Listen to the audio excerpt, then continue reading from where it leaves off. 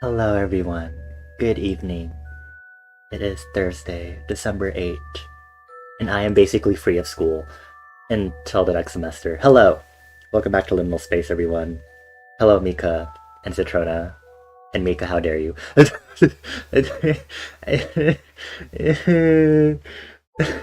you for the gifted sub to Citrona, Mika. I feel like there have to be like special kisses for someone when they gift a sub. Citrona, you got 2 forehead kisses. Welcome back to the Luminary family. Wah wah. Mika, you got. See, the step up from forehead kisses are like the regular kisses, and I feel like that's starting to break some boundaries that I feel like should not be broken. So.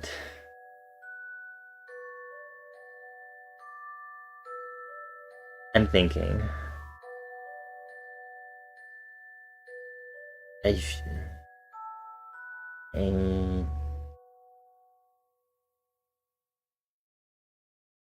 I'm forehead kiss for Mika. Mwah. I can't think of anything, but that works. Also, hi Toady. This rotation sucks. Oh, good luck with that rotation.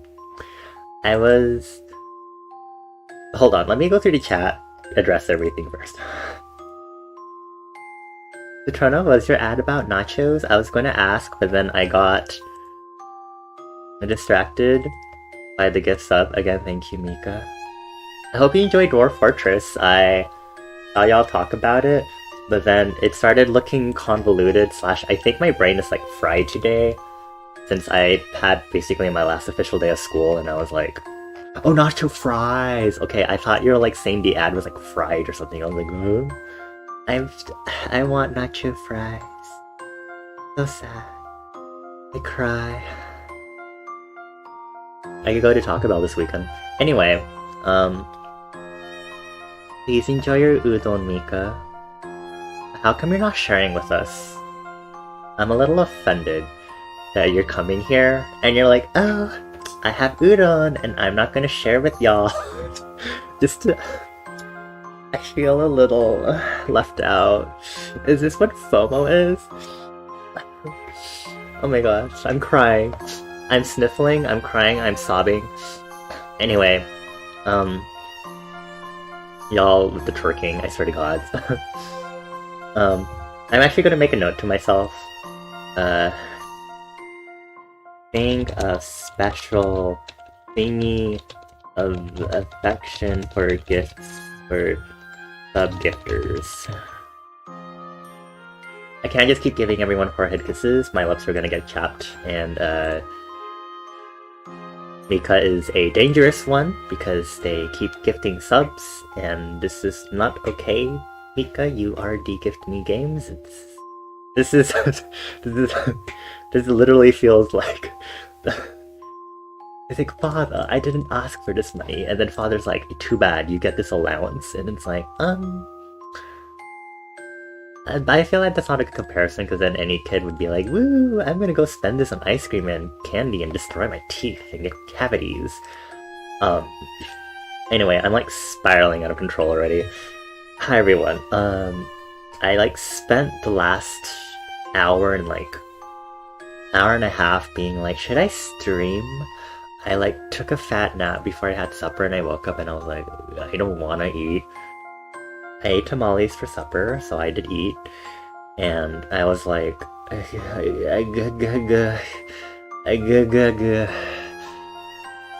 for like the whole hour, and here I am, because I know I should probably not skip another stream, and I should draw anyway.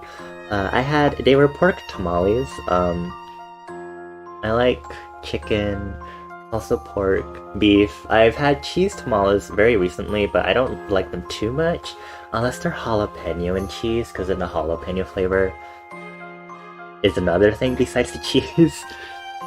You're not gonna lie, it would be funny if the next level up from forehead kisses is like twerk. Okay, I'm gonna get out of my chair. Thank you, Miko, for the gift sub. I'm twerking affectionately for you, and this is very, very hard to speak while I'm doing this. Okay, I'm sitting back down.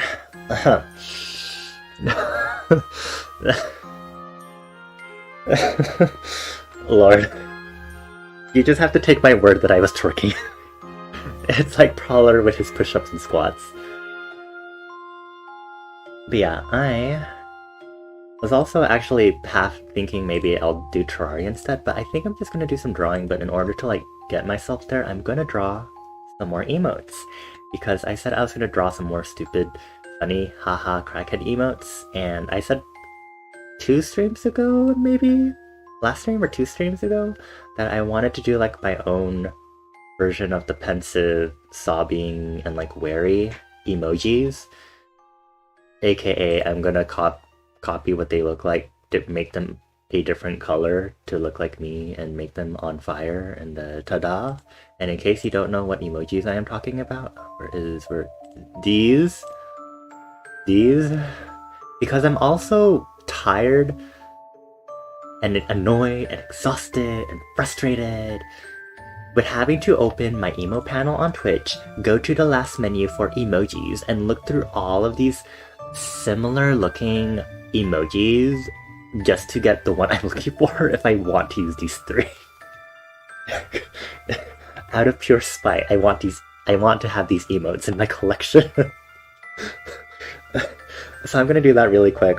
I'm gonna put pensive as a sub emo, and probably if I do the other 2, it'll probably just be follower emotes, because I've been staring at those emote slots that I have, and I'm like, I should fill those up. I can draw my emotes. Doesn't do anything about it. Anyway, let me make sure Clip Studio's alive. Okay, let me get us going here. Here is our schedule. If you know what the schedule is, today's the Thursday stream. I will be streaming Saturday morning. It will be late. It should be a norm now that you should expect my streams to be late. Yeah, it's great. You will definitely be using you've been trying to fish through your emos to see if you have any that express. Like sometimes you just need that. If I had like another animated emote slot, it would be great if I could do like the pensive blob emote that I use a lot on Discord. But I only have 3 emote slots and I use them all up for like, as you can see the emotes if you have a sub. The pat, the loading one, and the dance one. Maybe I can make like a blob version of it and then just have it only on Discord for my Nitro friends. Okay. Let's get started. Let me put on my artiste glove. Also, did I tell Citrona good luck with the salmon run shifts? Good luck with the salmon run shifts. I was actually gonna say on Discord when I was like, am I gonna stream? I actually wanted to be like, does anyone want to play Core Keeper or Minecraft or Splatoon so I don't have to stream? Just be like, oh, I just want to be like, oh, a friend invited me to play, so I just can't stream. Oh no. What a shame. You're also RPing, so you're extra lurking? Oh, no worries. Sometimes I will go the great extra length just to justify something. I can't just be like, oh, I'm lazy. I just want to rest, which is a valid reason, because we deserve to rest. Apparently my human can't get that through his thick-ass brain and is a freaking workaholic. Anyway, let's go ahead and get this pensive emote drawn. So I copied... I want to see if I can get a bigger version of this Twitter one, actually. It's not as big as I was thinking it would be. Oh my god, it's because I'm working with this giant-ass canvas size, so the pensive thingy looks tiny. Is there... What if I also... Can I like... Come on, can I have like a big... Is there not like a bigger version? It looks big on my screen already. Like, this is 20% zoom. So like, let me go to 100%. So this is like how big it'd be, which it looks a little tinier on stream because I do shrink the screen captures, but it's still pretty big. Whatever, I will use the power of the rectangle and the transformation tool. You wanna play the salmon run shift? Mika, you're playing Dwarf Fortress.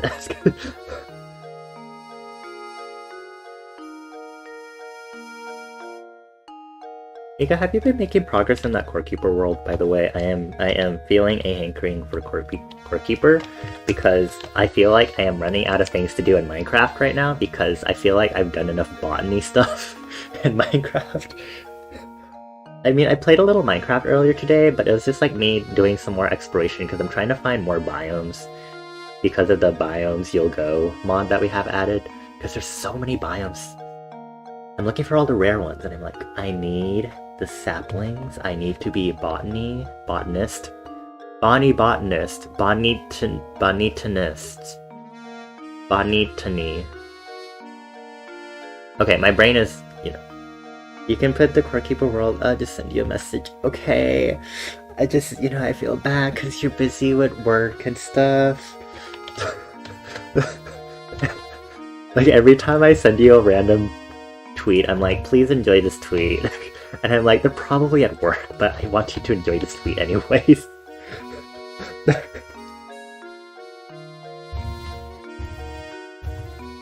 But we'll see.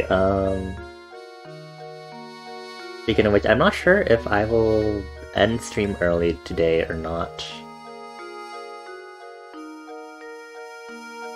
We'll see.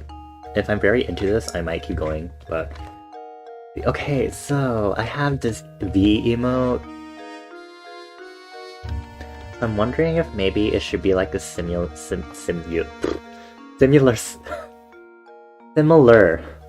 size. No worries, you'll tell me if you're busy. Okay. I'll note that down.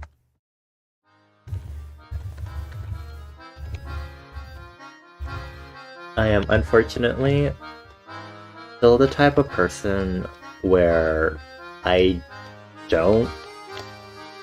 Hold on, emoji reference. I cannot type while I'm talking. I'm the kind of person who also is like... I'm not very good at,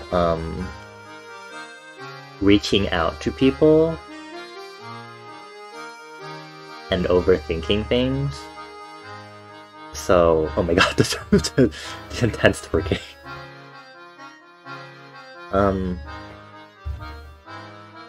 This is it. Every stream, I'm always like, yes, we're gonna talk about something deep, because why not? So I'm always kind of bad at, like, you know, reaching out to people. I think especially even during undergrad, like during my 4-year uni, I still was kind of like, oh, I feel bad about, you know, reaching out to people. You know, I have all these friends and stuff, but I don't know if they really want to hang out with me or talk to me. So if they want to hang out, then they'll obviously like reach out to me first, right? Like they have to like get what is the I'm trying to figure out how I want to word this thought. It's like you know, like if they like actually want to be around me, then they'll actually like put the effort to like reach out to me, right? And I think that's like maybe not the best mentality to have, because like you gotta, you know, you also have to put your foot forward to, you know, reach out and be like, hey, I do actually care about this friendship and I want to like I want to be like Tomodachi with you. I want to be amigos. Sorry, I felt like that was necessary to put it that way. This is awkward for me to talk about, but... Okay, hold on. I need to get my grid over to this. Okay. I'm gonna actually see if I can get this to be a similar size to this emote, at least. I'm thinking this one should be readable, because... I think I might draw the body on this, just to make it a little easier. Which means I might redraw this emote, we'll see. Only recently did you go, fuck it, and now every few days you'll send friends who you don't talk to on a daily basis a meme. They like meme web language, yeah. Yeah, so this is why I sent... me sending y'all the quote-unquote Splatoon art that I saw on Twitter today. It was so weird because it was like very hot, hunky guy, and I'm just like, oh, this is your Splatoon character, and then they like follow up, like they reply to it with like a photo of like the actual Inkling character in the game, and I'm like, wow, they're so baby in game, and then they drew them like freaking.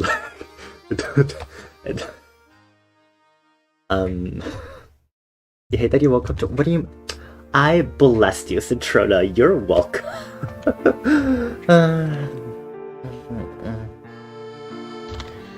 Okay, I need to remember what my pencil size is on this. Oh, I think it's 10 point, but sometimes I don't remember exactly. You just noticed the artist badge? Yeah. You've had that since only last stream. I at least put you on VIP, cause... Y'all... Wait, hold on. Y'all are so... Am I gonna do, like, terrible language mixing? Y'all are so... Taisetsu... To me... Te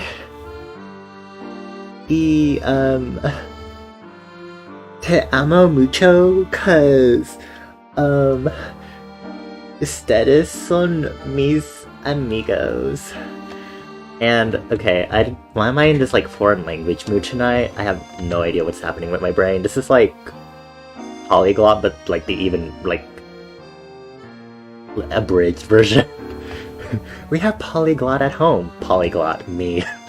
At home. This is what you get.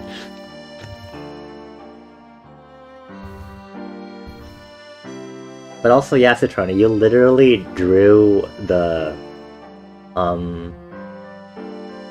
little, what is it, paperweight Bonnie here in the corner, and like, I'm not gonna use the artist badge otherwise, because I can't foresee any point where I'm gonna commission people, mostly because I don't have the money to, unfortunately, but, I can't think of any other point where I'm gonna have any other artists, so for the time being, you will have an artist badge because at least this has been here for a long time.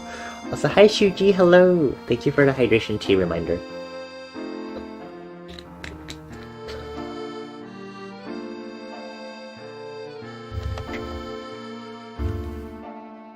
When do we get MC Paperweight What?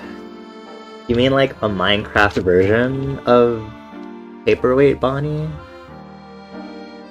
Okay, let me double check the lining on this. How are you doing, Shuji?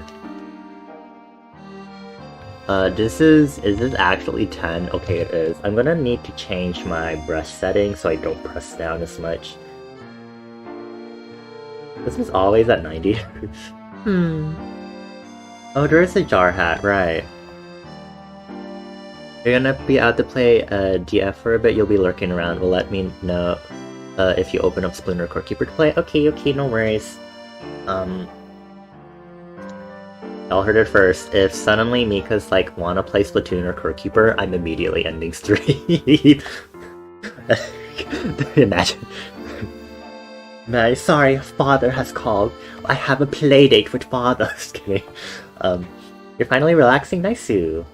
Relaxing is important. I was actually debating about not streaming because I was spending that the past hour being like, should I just sleep?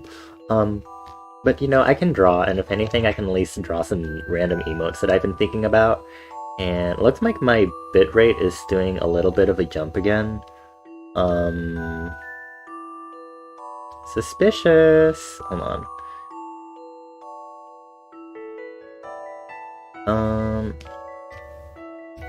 Oh, it's like dropping like really bad. Oh boy, we love to see it. It's in the divorce compromises? Wait, what divorce? Is there some extra lore we haven't delineated with this whole Victorian orphan thing? Oh yeah, my bitrate is like going to half and it's like dropping to 25% every so often of what it should be. I like tried to look up the other day if there was a way to like quickly stop and start stream. in a way that doesn't require me to have two split VODs, but it doesn't look like there was anything like that. Do you think if I just ignore it, everything will be fine?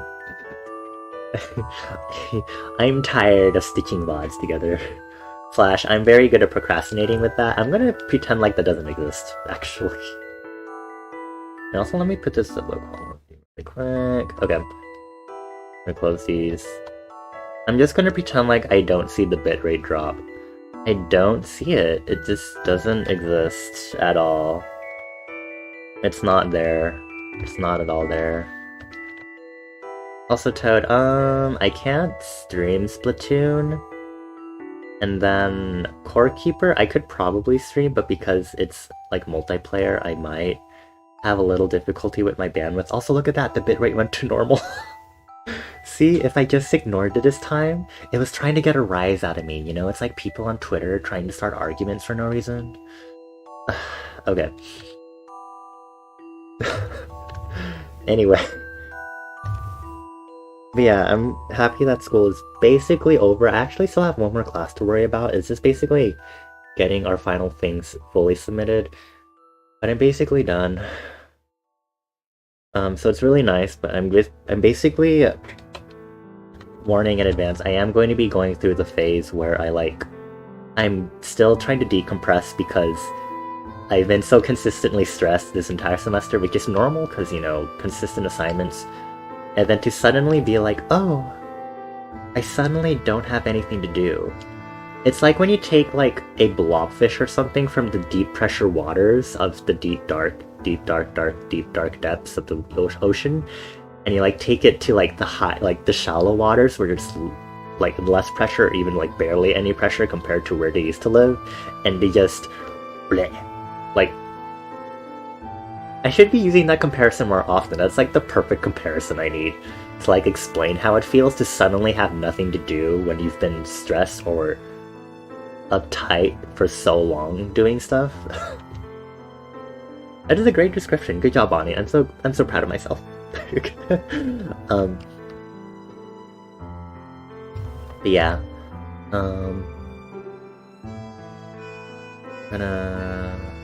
I think I'm gonna need to do...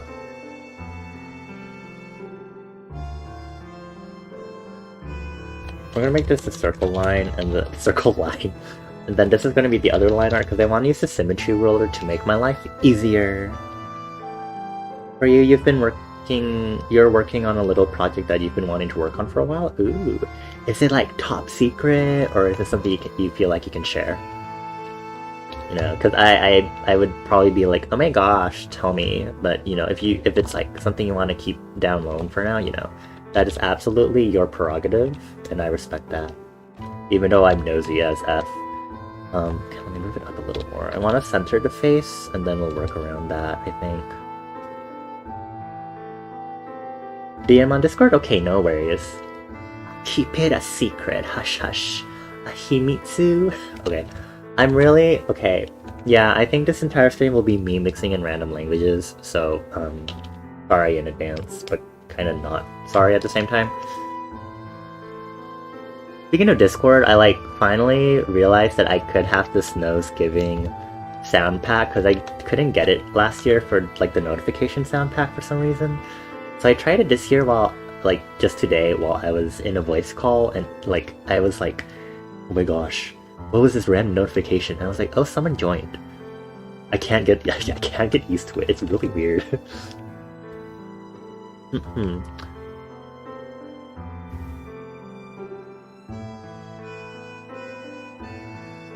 I have many things to ask, but I'm assuming it is relevant to the redacted that happened redacted ago. If you catch my drift, right? Because remember, you were very excited about redacted. It looks super exciting! Oh my gosh! You got it? Okay. You got what I'm talking about? Okay. No, but this is amazing! Woo! Nice suit, nice suit.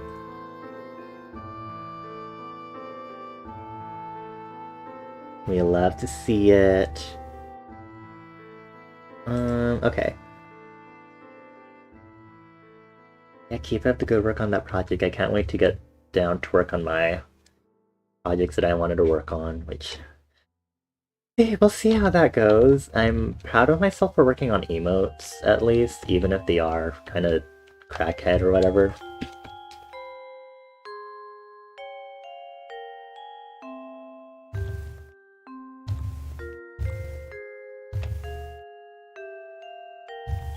How many wiggles do I have in my mouth?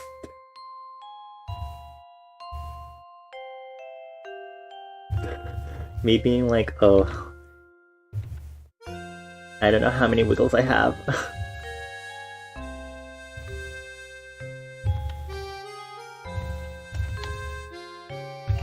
Yeah, we'll see. Hopefully I can get myself to start working on my project stuff. We'll see. Okay, the fun part is that I get to draw only one eye. So I'm gonna do this just to kind of like...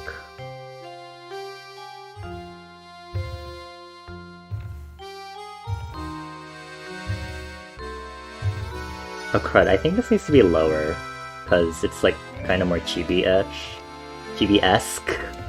Thank you, Bonnie, for the proper talkity talks. Okay.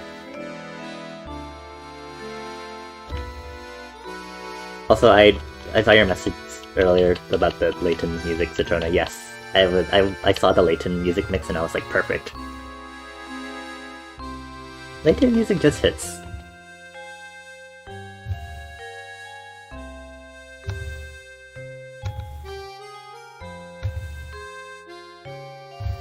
I think one thing when I like try to flesh out my character Bonnie more is that I need to make a list of specifically what I want to do.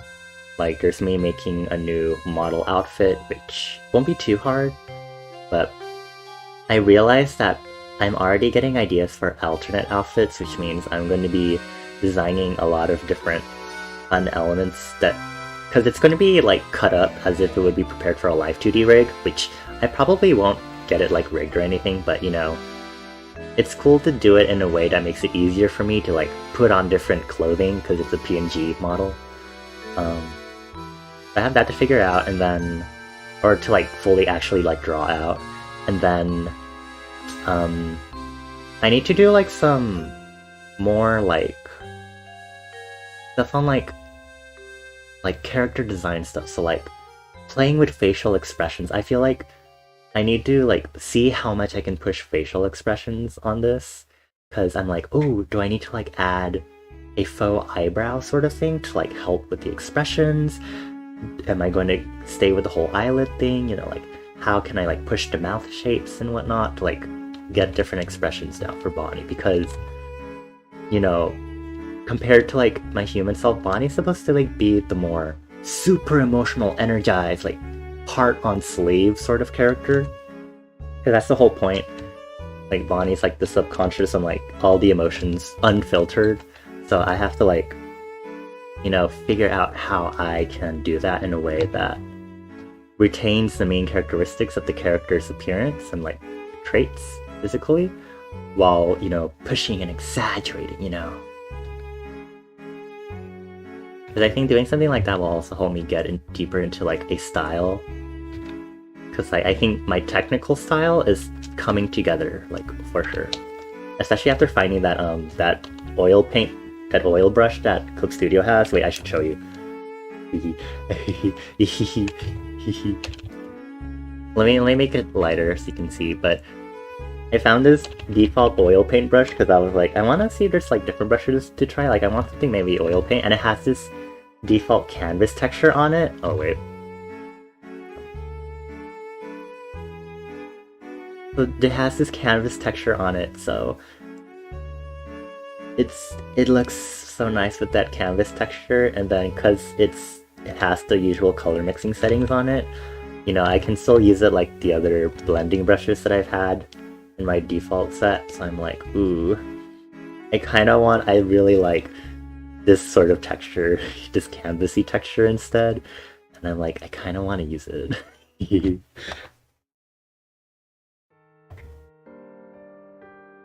haven't fully experimented with like how it like mixes with stuff yet. I think I need to like fiddle with the settings more to like see.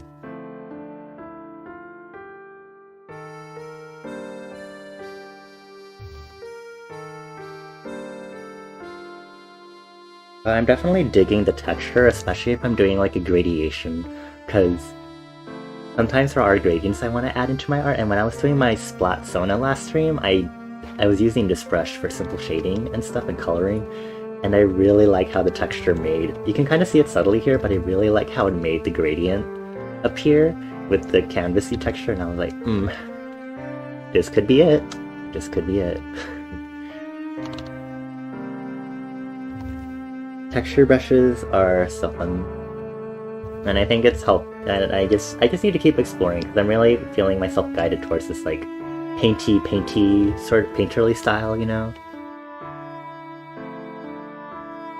It's always a struggle, like figuring out like there's like style as in like the stuff you like to draw, but there's also like the technical style, like the techniques that you like to use and stuff.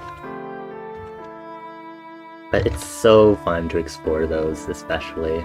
I'm finding. Like, I think it's frustrating when you're kind of like, oh, I don't know, at the same time. Pencil brushes. Yeah, pencil brushes, yeah. I've still been enjoying using these pencil brushes for, like, my line art and stuff. But yeah, feel free to share. I'd love to have more painterly brushes, because I'd love to have a variety of textures to use, too. I mean, I'll still probably use my default gouache type, like the brushes that are based on the default gouache brush in CSP. Like, there's this one which is like, I made this like, it's basically just a brush tip, but like, to make this like stripes like this, so I can add like these like stripey textures in my coloring. If you notice it, it's like it's a very subtle thing that I do, but yeah.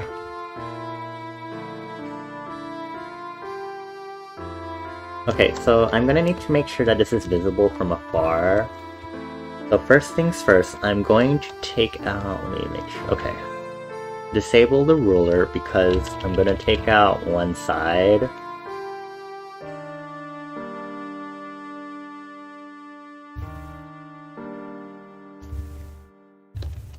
Group this, make this line art. I'm gonna make a new layer that clips, whoa, not A, okay. Colored lines, because I'm thinking to help with visibility, I'm gonna have to do some contrast editing, at least, but I think I might have to change the line art color. We'll see. I'm gonna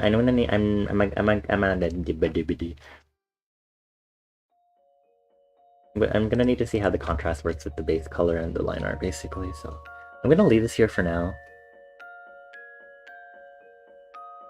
I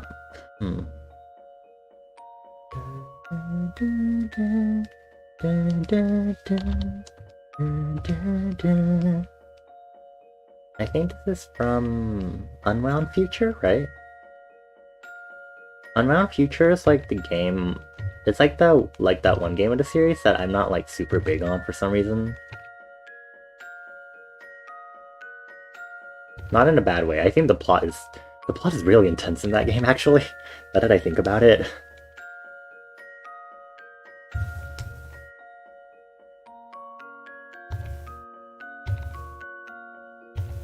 I think the plots are intense regardless, but I feel like it's like the Octo expansion of the series.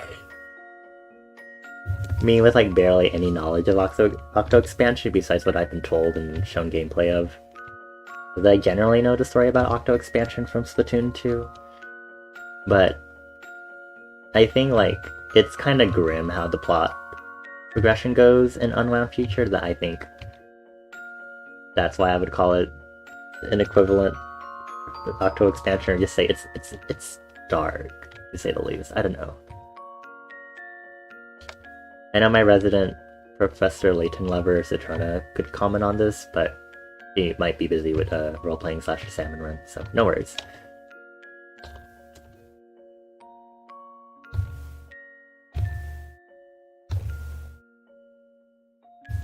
And mine was fucked up. Okay, good. I'm glad you agree. I was like, it's not just me thinking this, right? Like,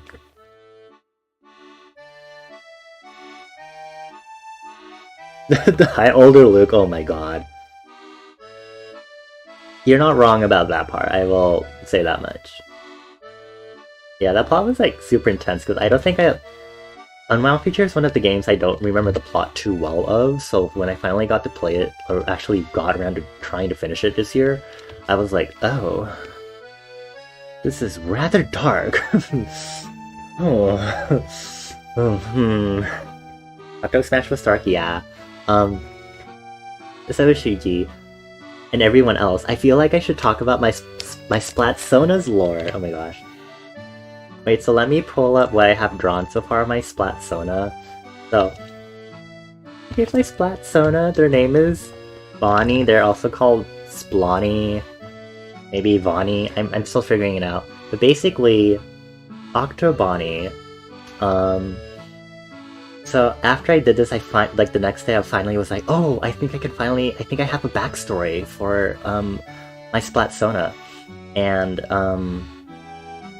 so for this, I want to do like a back view, and then I'm also going to do an alternate outfit for the Deep Sea Metro, because Mika and Citrona helped me kind of fine-tune my lore more.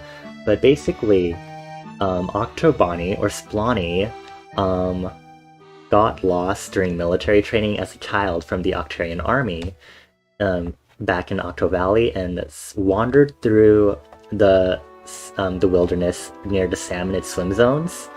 So, you know, they're like, oh my gosh, they learned about the wilderness, they learned about plants especially, and they're like, oh my gosh, plants are so interesting, you know?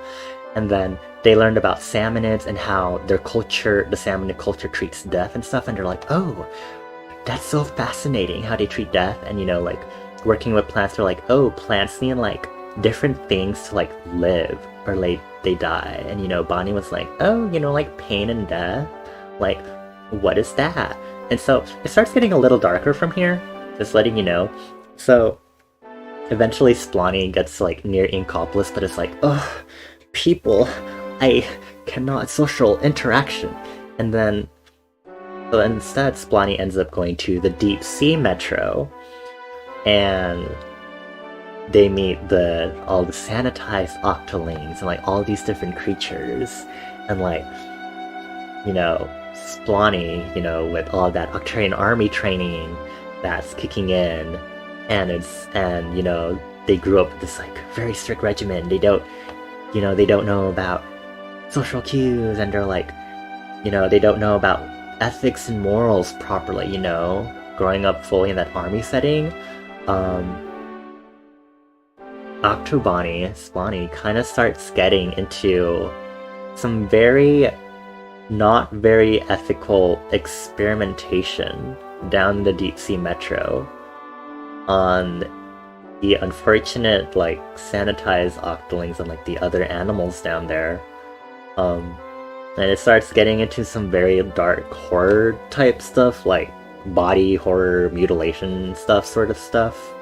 Like, it's like, I decided when I thought of that backstory, I think it was literally yesterday morning, I decided that I wanted my Splatsona to be a tragic sort of character, a very morally ambiguous character because of their upbringing. And yeah, and Mika was like, oh, I think like Octo Expansion and what, you know, Commander Tartar was doing for it was like, yeah, you know, your Splatsona would really fit perfectly for this sort of like, for Octo Expansion's like setting and stuff. And I was like, alright, let's do this, babes. Yeah, so my Splatsona looks cute, but they have a dark history. They're a little winky wonky, a little concerning.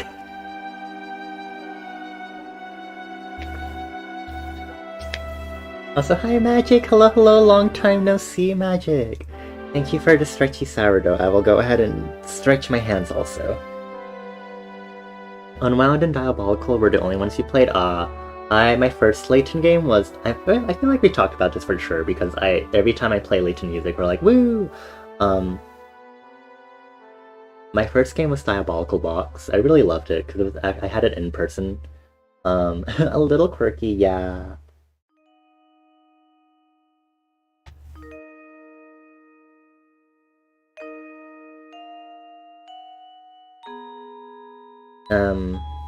And then I played Curious Village after Diabolical Box for Professor Layton, yeah. Yeah, and then I got to play the other games afterward on my own. I really like Diabolical Box because I think for me, like, when Mika was actually Mika's streaming. I think Mika's streaming right now actually, because I think they're playing Dwarf Fortress. I think they're actually streaming as they play it. So let me actually.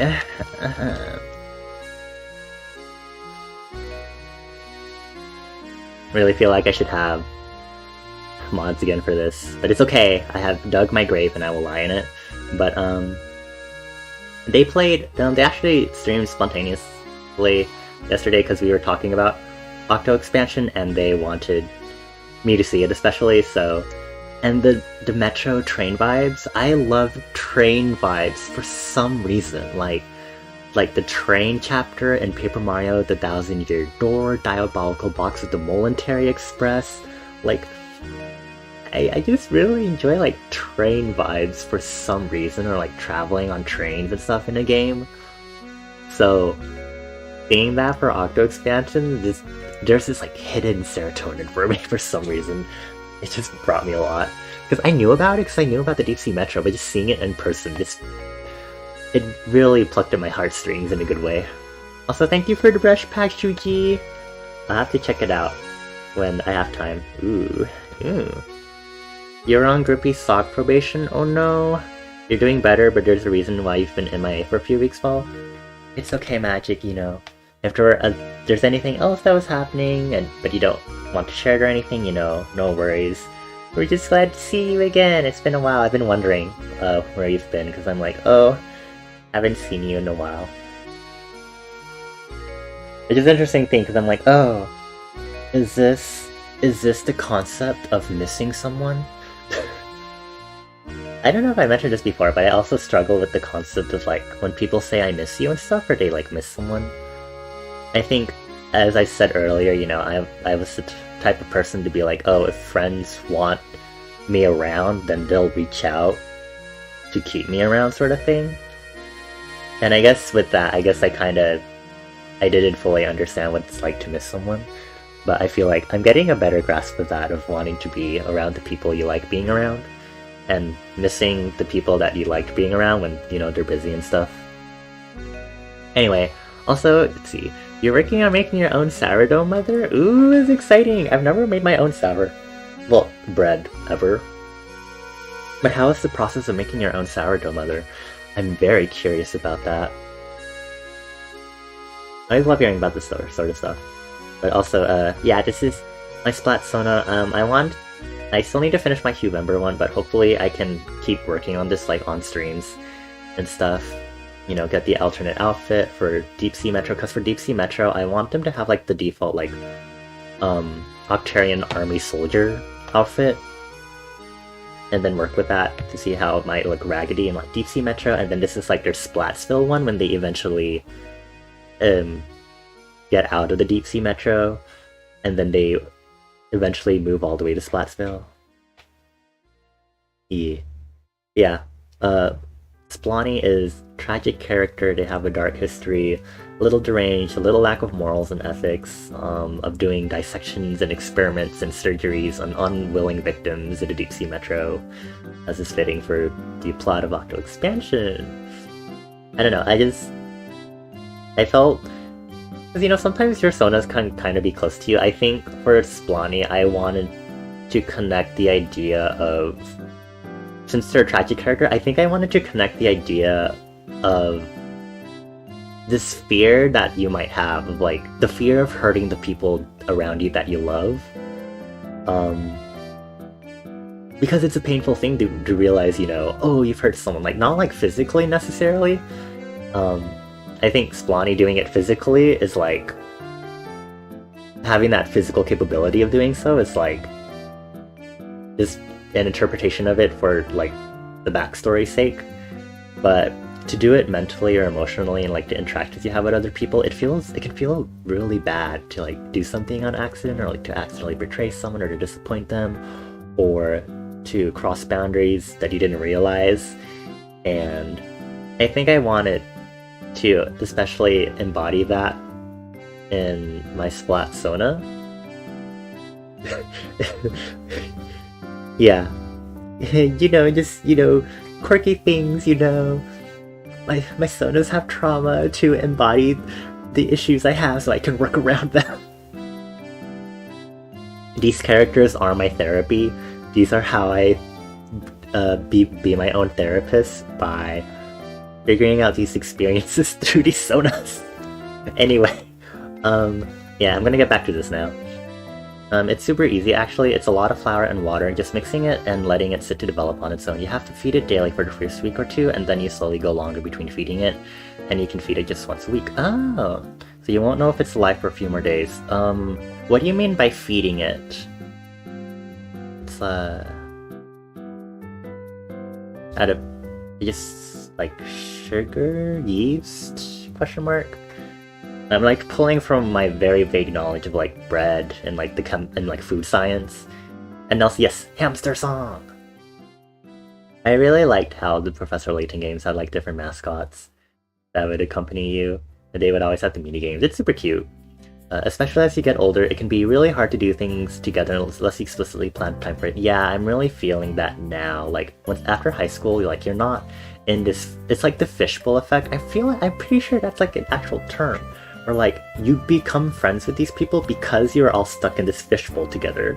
Like, that's what it was like in high school, because you literally spend like every single day of a week during the week with these same people. So you end up making friends with them.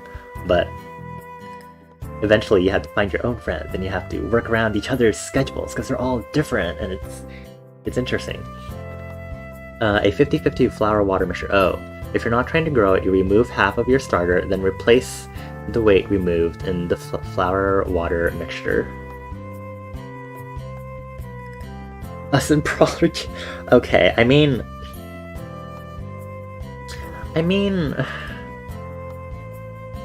we choose to be there. It's not that much of a fishbowl effect.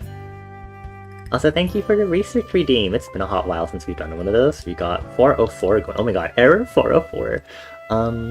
It's been a hot while since we've done one of these, and I think I remember which one this one is specifically. Come on, Google Drive. Please pardon my bitrate. This is specifically because I'm loading up the webpage, and my bandwidth is crying. Come on, you got nice. Okay, research journal data. The 404, I believe, is it's the only one in 404. So.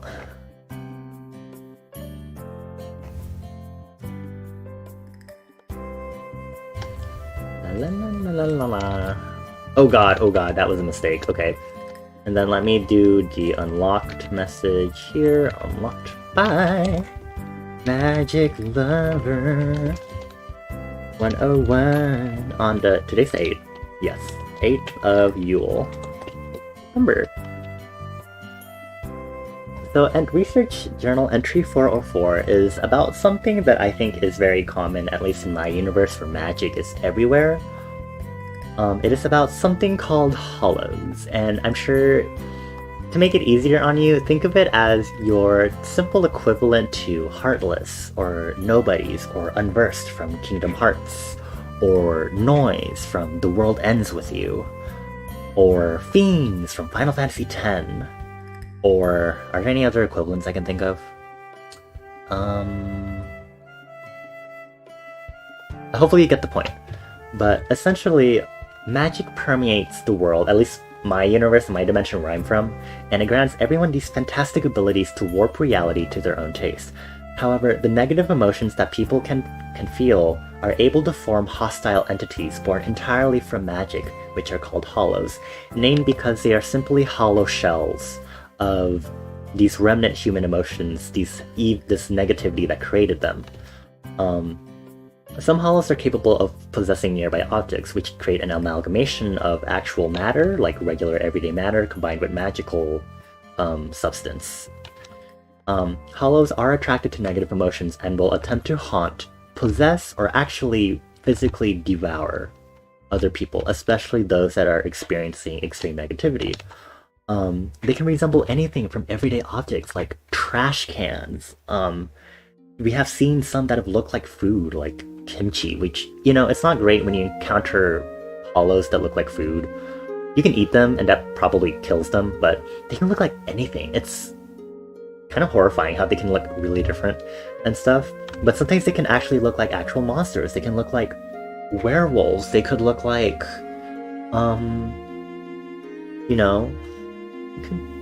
it could look like actual like mythological monsters and stuff. Is the Sharky a hollow? Well, it depends on how technical you want to get with it. I was created because liminal magic interacted with the magic of my human being.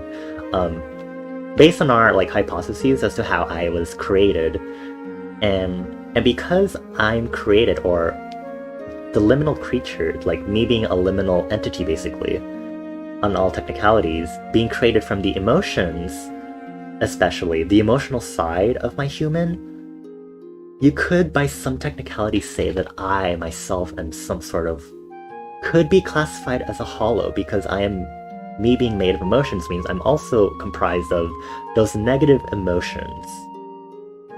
But it's kind of weird to think about, don't you think? Also, this is another reference would be like the shadows from Persona 3 and Persona 4. That's another like comparison, by the way.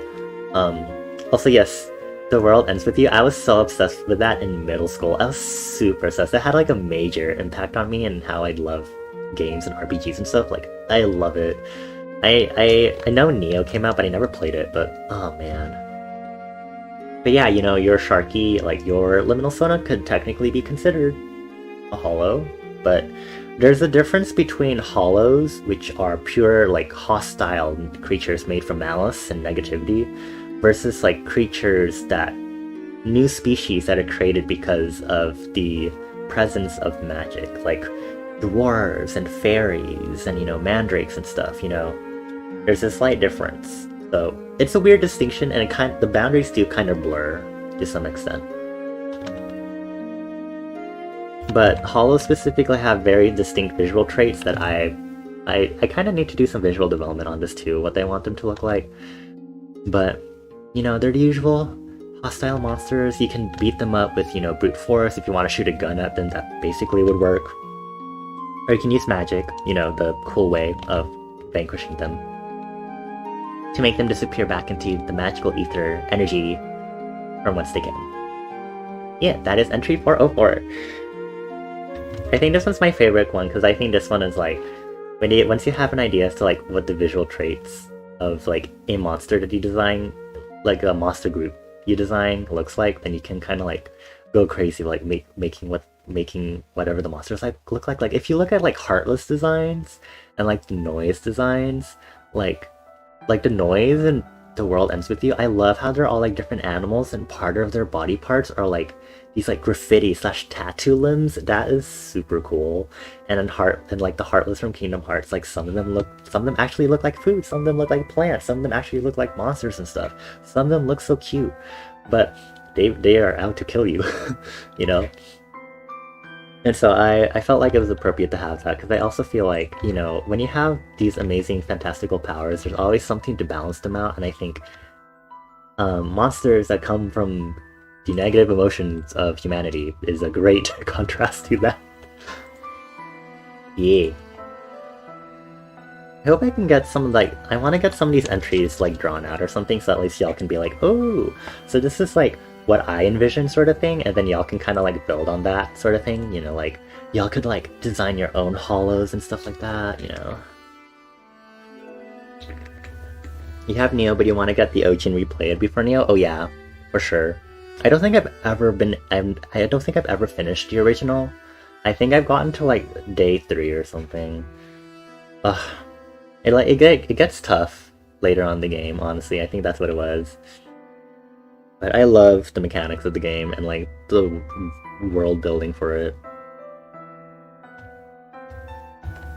I hope y'all enjoyed that research journal entry. As it so turns out, I did have to go fix the reward cooldown time because I realized it was still set to 1 per stream, even though I set it the cooldown to 3 hours. So you should be able to redeem it again in like 3 hours or something if the stream continues for 3 more hours. Which I don't think it will. I'm just gonna say that right now.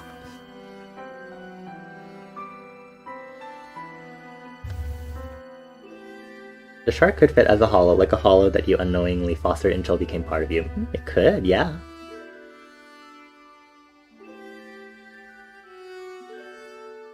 Because like, I think of it in like Persona 4, where technically the persona that you have, which is like a manifestation of like your traits or like your values and stuff, they're technically shadows also, which are like the main enemies that are also dangerous to humans that wander into whatever it's called, the foggy TV place.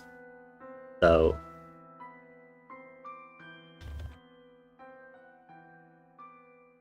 there's also there's like some other like world building stuff for like let me see if I can remember. The hollows can possess people sort of thing, you know? So the hollows can also be led by other people depending on how strong their willpower is. So, you know.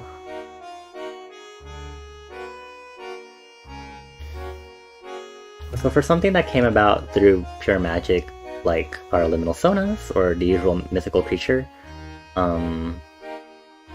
they would probably just be like regular creatures of magic or magical origins instead of natural origins. But because they have a more magical affinity, I hope this isn't too hard on you, Magic, because it's magic is involved in my lore. Because they're more magically affiliated, it's more possible that, you know, they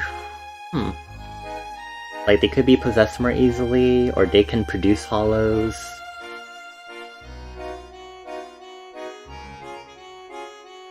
I think that could work, you know.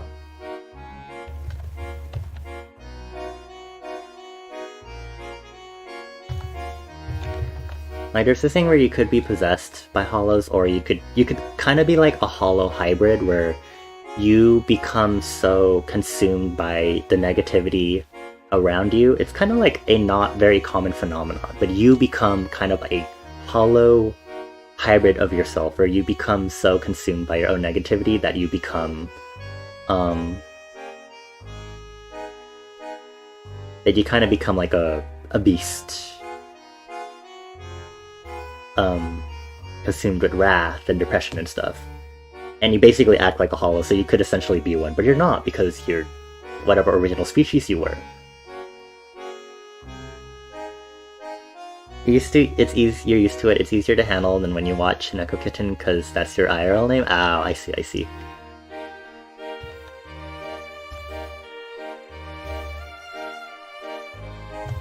Yeah, writing it is easier, at least because I use a CK when I talk about magic powers, at least. So, at least in writing, it's a little more feasible.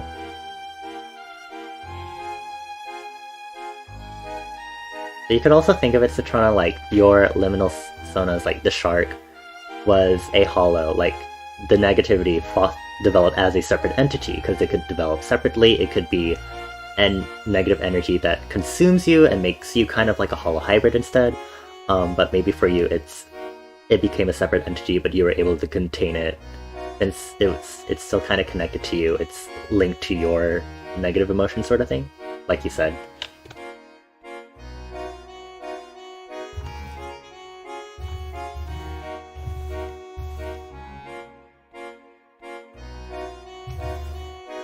I think like the super powerful way, or like a super rare thing, would be the capability of taking that negative energy, that hollow energy, and being able to manipulate it yourself.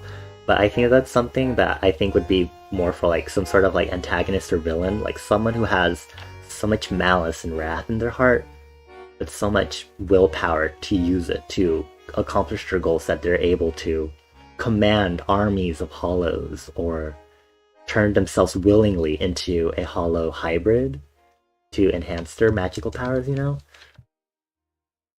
There's a lot of fun world building that can be done here, you know? Okay, so I think I can actually just go ahead and color this, actually. We're gonna do it with the flats, and then we're gonna get the shading done. So let me go ahead and grab it from the heart emote that's literally up there. And then I also need to grab the colors for the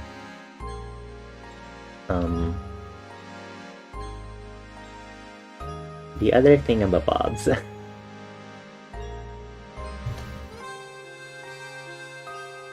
I'm gonna use the dry gouache because I don't need anything particular. And then I'm gonna need the other colors here, so let me get this. Now let's go to the soot emote. I'm still entertained by how my soot emote is basically called Soot Bo Suit. You hate to go, but you think your stamina meter is running low, so you gotta get some sleep. No worries, Shuji. Thank you so much for stopping by and chilling with us, and thank you for sharing those brushes. I'll have to make sure to let me actually note it down because I always forget. Let me note those down so I can check out those. Check out brushes. Decent. Yay, we survived the final boss! Thank you again for chilling with us. Let me give you a quick shout out also. Shuji is an amazing artist and they're working on a webtoon. Also. Super cool. Super amazing. Let me do this. Oh my god. I forget. Well, I finally checked out shield mode the other day also, so I have that kind of set up. Sorry. You find lots of materials, you currently got 3k favorited, oh my gosh. It grows more and more. Yeah, please feel free to check out Shuji, y'all. Great friend, great artist. Support their webtoon. Please.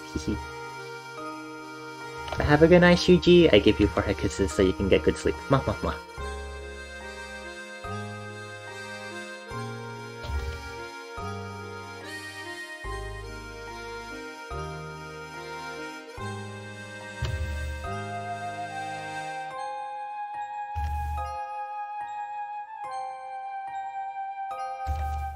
Night night.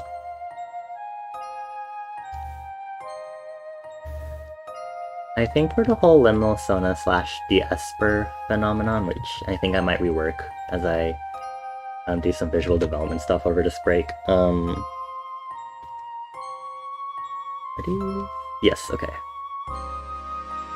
I think there's a sense of it where you might not necessarily actually transform into whatever your so-called liminal sona or Esper is, like I do, but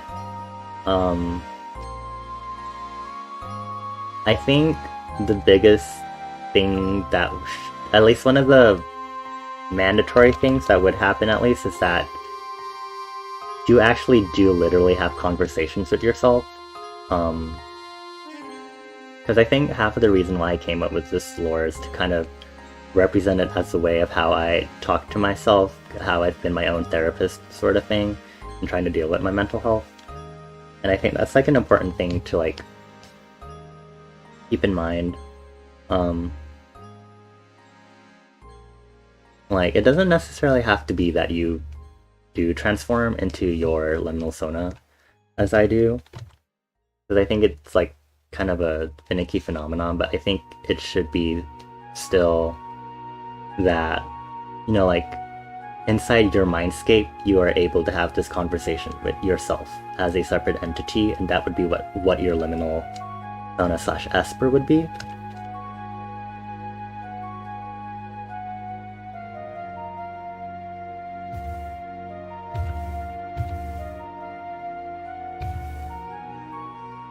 I'm adding some details I haven't added on the previous emotes, and I'm like, I'm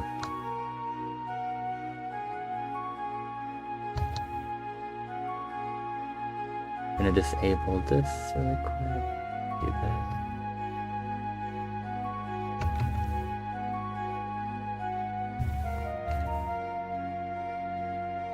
Thanks, Stream Elements. I'm not gaming right now, but okay. I gotta have that on though, just in case, because I do play gaming streams every so often. I don't know if I'll do some gaming streams before I go on break though, but I think this next upcoming week will be the last official week of streams.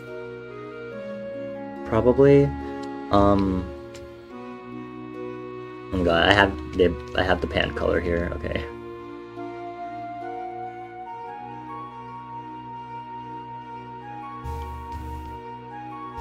Grab this, but this might be the wrong color actually, because I think it's a little darker than this. Actually, this might be... It might be okay.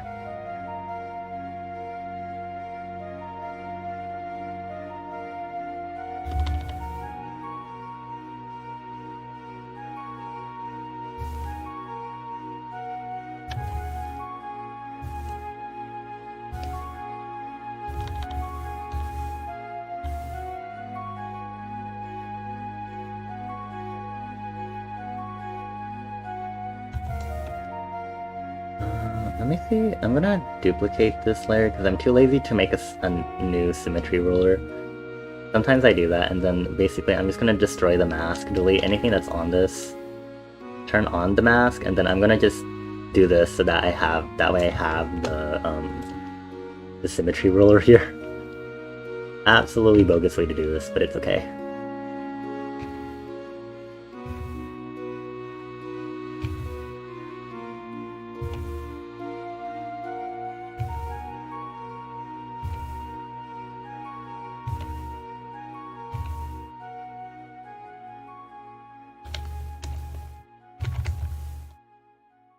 I tried erasing and I realized I was just doing everything on the same coloring layer.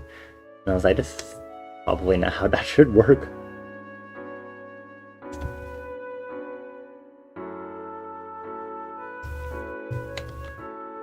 I'm gonna zoom out to make sure it's like kind of visible.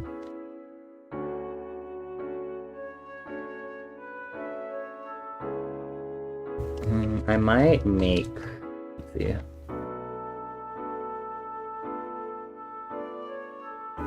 Because the question is here, I need to make sure these lines are still visible, so I think I'm gonna have to do... Just a smidge of playing around with this, just to make this more visible here.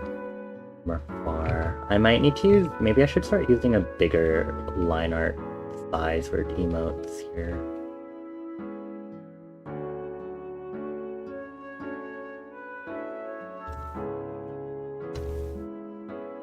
You should make dinner? Please make dinner. Please eat something if you can.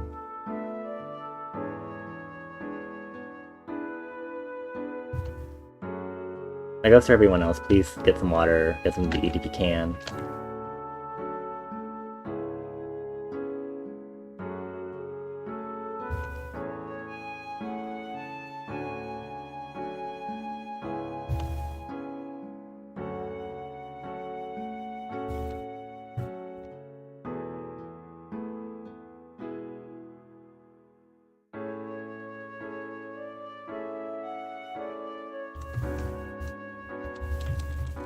I'm gonna need to use that website that I use. I don't use it that much, but it might help me make sure, see if my emotes read properly. Maybe it is in dark mode. Okay, then let me just finish up the basics. Let me get the basic shading at least, and then I'm gonna see how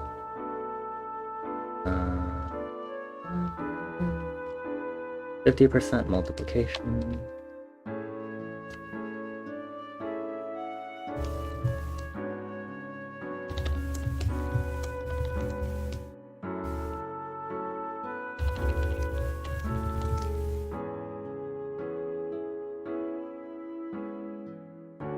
I could probably make this symmetrical too, but that's okay. Not everything needs to be symmetrical, Bunny. And literally, my face is not supposed to be symmetrical in the first place anyway. I like how I never shaded under the head on the neck, ever. I just never bothered to do that, because I'm kinda dumb. And I need to get the other line because I use a slightly different color for the knothead. Why? Because I'm mean to myself, apparently. Actually, I think I don't need to do too much. Yeah. Then I can just drag this under to make sure this is on top. Cool beans! Okay. And then I'm gonna grab this specific... There we go. So that way I can just airbrush this instead, because it's a smooth head.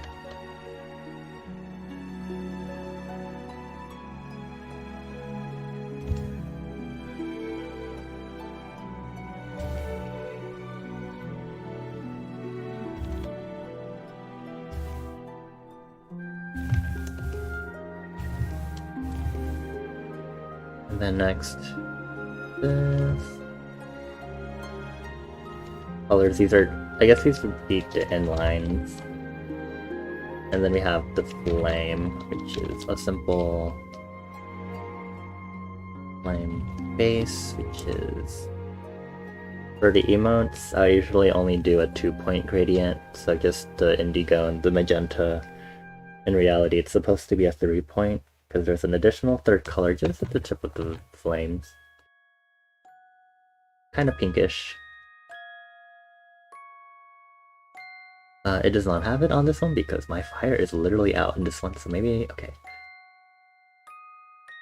Flame. And then...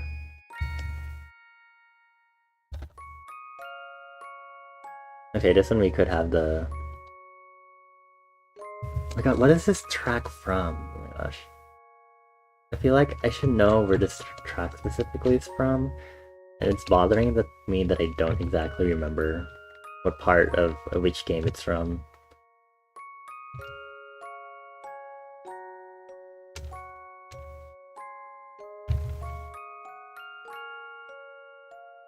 And I don't need to finish the flame because it gets cropped off, obviously.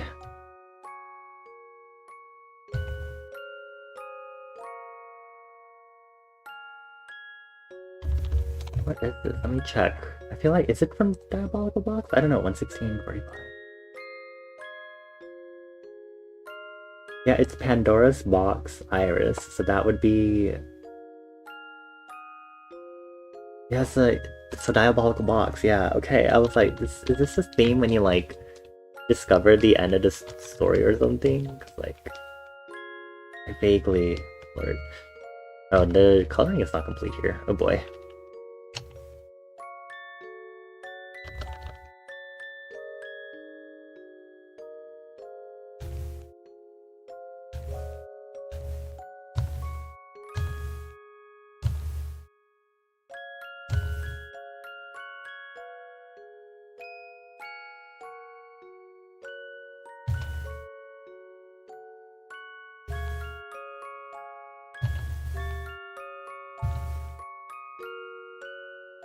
Then I'm gonna need to go here, make sure that this is fully shaded. I mean, fully colored, not being shaded at all.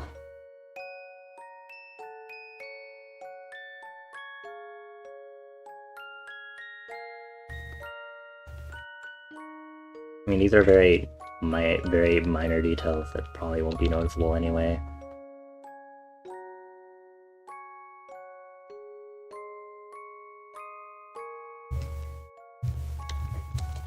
Did I shade directly under the collar too? Yeah, I do.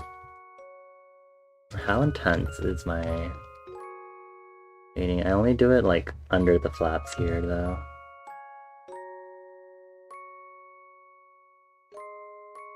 Then I need to do a rim light. How do I do my rim light? Let's see here. Love one. Not the best one to use for this, but I should do a rim light on the head also. Rim. A 100% add with this color, which is actually the third color point of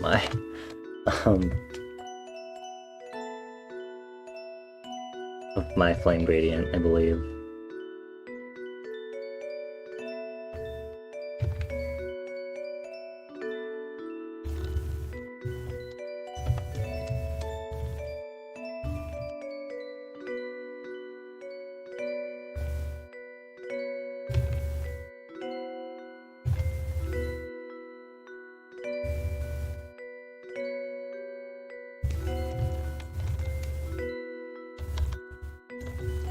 And then for the head, I'm just gonna make it the upper right, just to be consistent.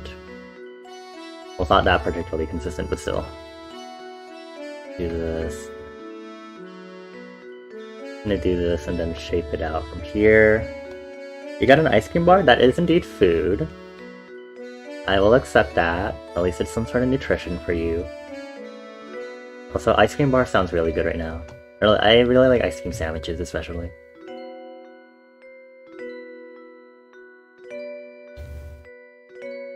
Be thinner, actually. Here.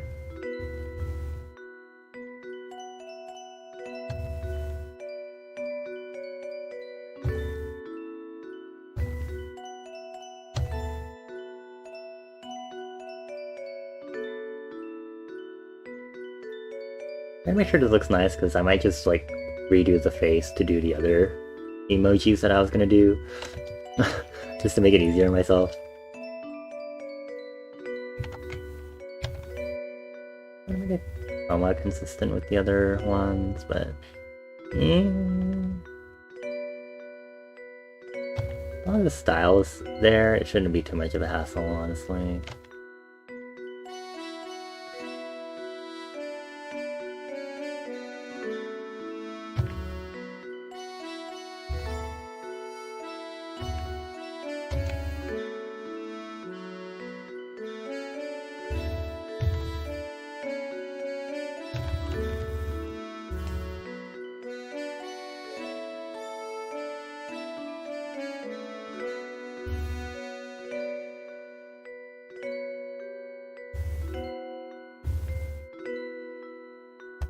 I did not do the gradient part at all. And okay.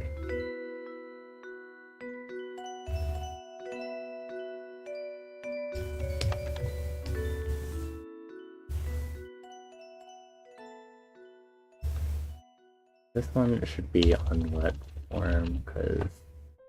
Whoops! Should be clipped. And it goes halfway across. Like halfway point of the head. That's where it should start.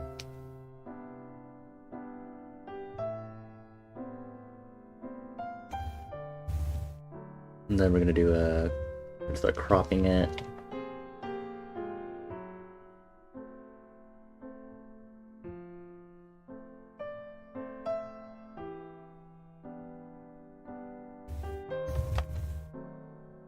Here.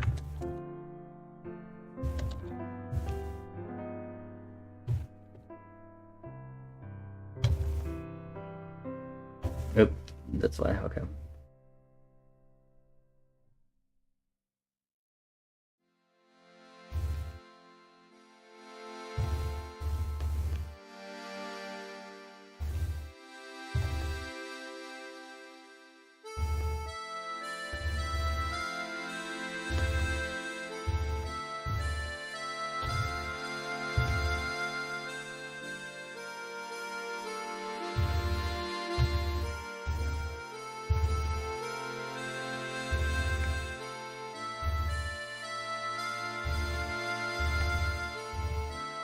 If we're like getting to all these like emotional tracks in this Professor Layton mix, and I'm like, oh my god.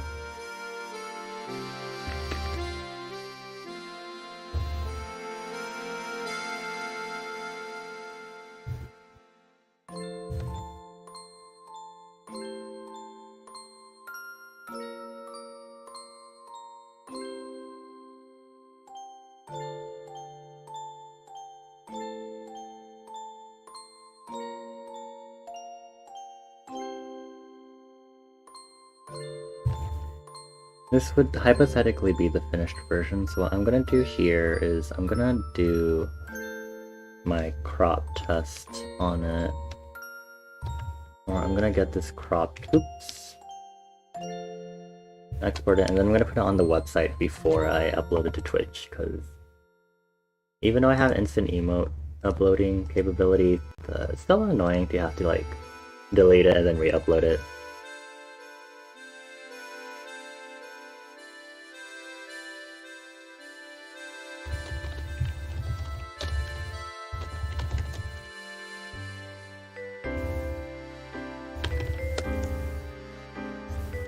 It's obviously readable at 112 pixels, as it should be. Now let's put it here.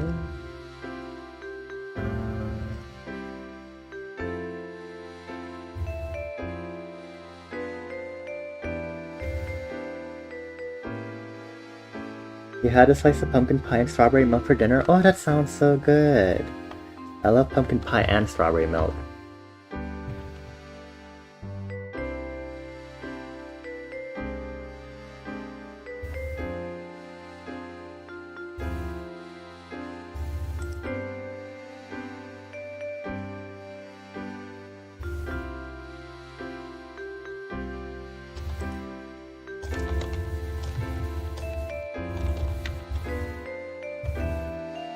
Okay, let's see.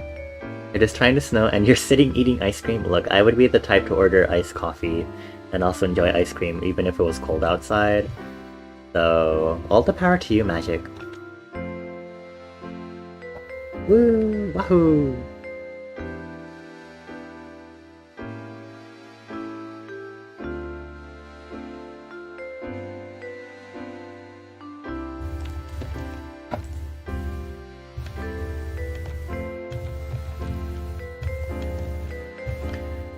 Let me see here. Let me look at this really quick again.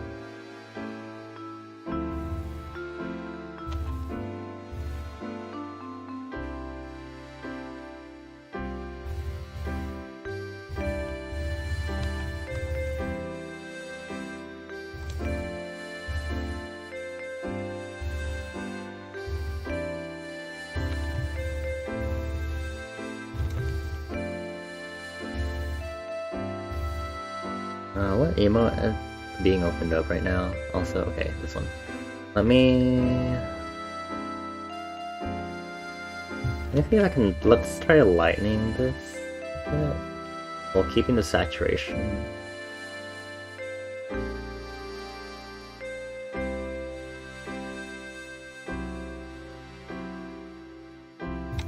See if that helps with readability.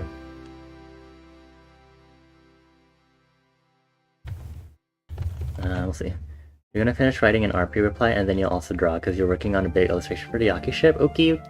Good luck with the drawing. Thanks for chilling with us, Citrona.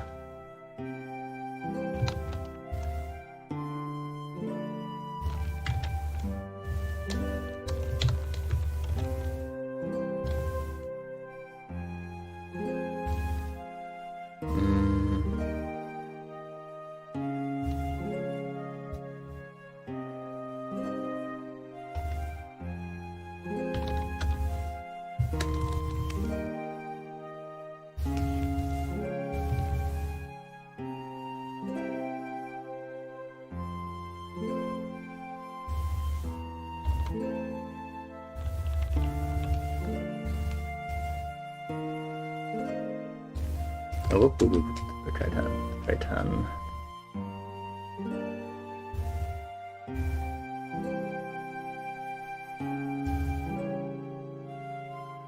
Oh my god, it's the grid ruler. I was like, something's not working here. The grid. I had it aligned to grid, as I should not be.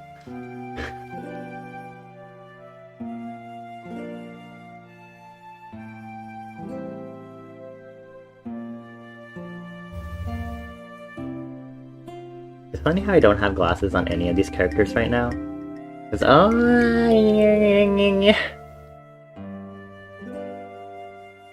Blub blub blub. Hi Andrew, long time no see. Thank you for the resub for 3 months. Blub blub blub blub. Thank you and welcome back to the Luminary family. I give you 4 head kisses. 3 of them. Mwah mwah mwah. I hope you're doing well, Andrew. How have you been? It's been a long time since we've seen you. We all miss you. Yeah, Andrew. Big run's coming up. We need the assistance. Don't say no, or we'll cry. Not the greatest because of finals and stuff? Oh no! I actually just finished up my semester essentially today, so I'm kinda chillin'. But hopefully you will finish up. You have classes until the evening while Big Run goes across the weekend, right? So, you can still like play with us over the weekend. Haha. Just kidding, unless. Oh no. Not me doing F-boy impressions again on stream. Anyway, Andrew, I'm working on some emotes. Or just like a random emote. I wanted to have a pensive emote because I'm tired of searching up the pensive emoji when I want to use it for my own good. So let me try exporting this again really quick. Seeing if it looks a little better on the thingy. It's a very subtle contrast on the baseline art, but oh, I shouldn't have done that. Oh, I should have kept the older version so I could see.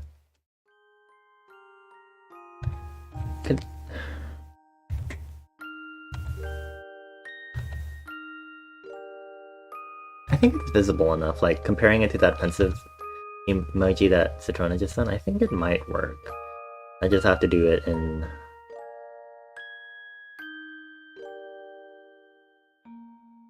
I think it should be fine. Question mark.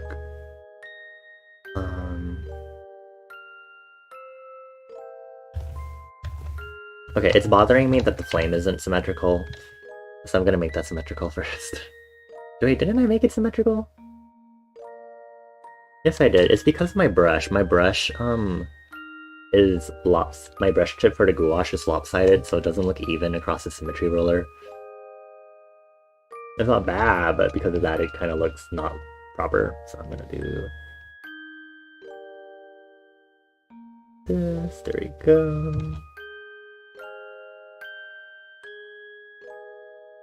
There we go. Yes, Andrew. Hopefully you can play the Sammy Big Runs with us. It's been a hot while. We are sad. We miss you. It's been a long time. I am sure you will survive your finals. If not, we will beat you up and so you perish a second time. If finals makes you perish already, we'll be your second perish. I don't know what I'm saying anymore. You didn't get the sweater vest from the last catalog? There was a sweater vest? Oh my gosh. And I missed that. I have a sweater vest. No, or like a sweater over a button-up sort of thing for my Splatsona, because I designed that. My Splatsona last stream. Because Citrona suggested that to me. Well, pick up your bones. Is that what they say in anime? You tell me, Toad. I'm getting this information from you. I'm taking your word for it. On the 90th catalog? Okay, well I wouldn't have reached that. I don't play that intensively, obviously, but I would have been cute for my character in game, if anything. Okay, let me just test the second emote. I think the only difference is that I made it symmetrical instead. Yeah. I think it should be good, so I'm gonna go ahead and go onto Twitch to upload this emote really quick. Return to my account for the emote, please. Pardon the bitrate, y'all. I accidentally pulled up the Stream Manager, which does a funky business. Give me a moment. Okay, I can close this also. My bitrate is being really fussy. Is it because I'm using the internet, or is it something else?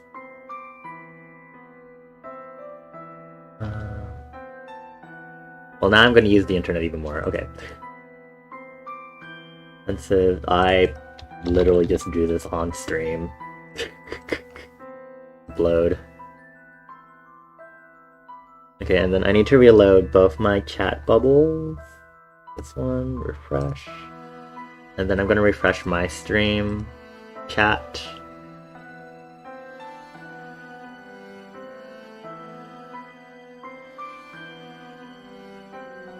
Actually, no, I think it's an OBS side thing that, oh my god, my bitrate is like really...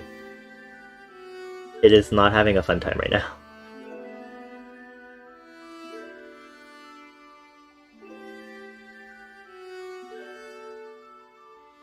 Ooh, I am dropping frames again pretty badly. I don't know why my bitrate is so weird.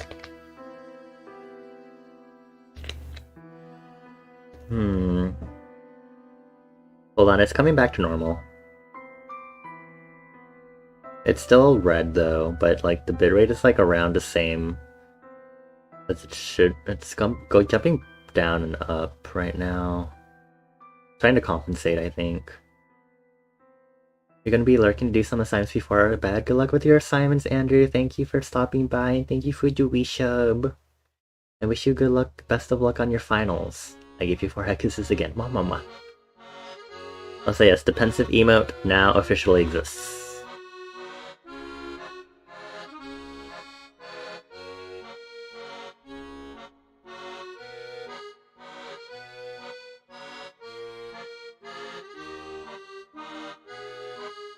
It didn't show up in chat for me. Huh? Let me refresh the chat one more time. It was weird. Okay. Yeah, I'm just like... It's hard for it to be readable because naturally the way my character is colored, my head's colored of the darker variety. Or I chose a shade for it instead, which is like, oh.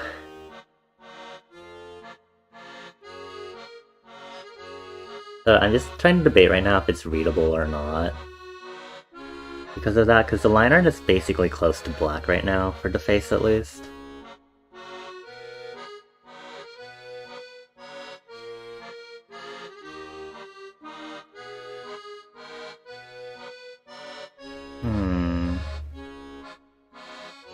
Maybe have the face lines be white or pink.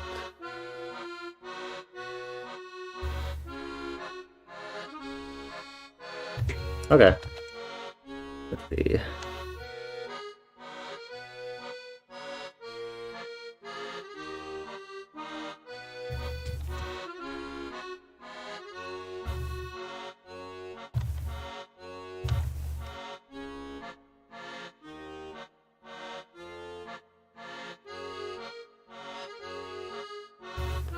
Okay, again with this attaching to grid nonsense. Okay.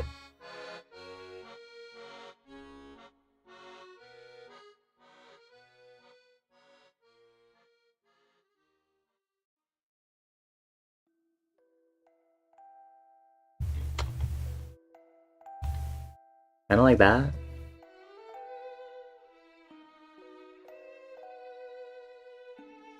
What if I try pure white? Let's see what happens if I use pure white instead.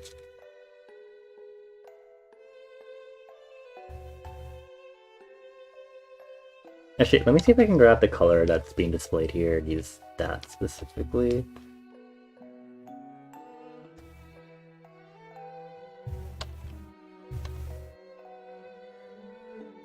Like this, like, light pink.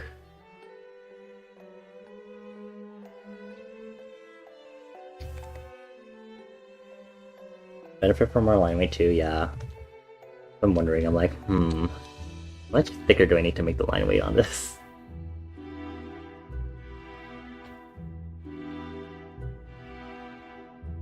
It was easier because when I first started doing emotes, I would work at the exact resolution, so I would be working with this like same layout, which is how I designed the emotes with this whole grid layout, but everything would actually be like 112 by 112. And it'd actually be synced with the frick I'd be doing. But this is the wrong. Okay.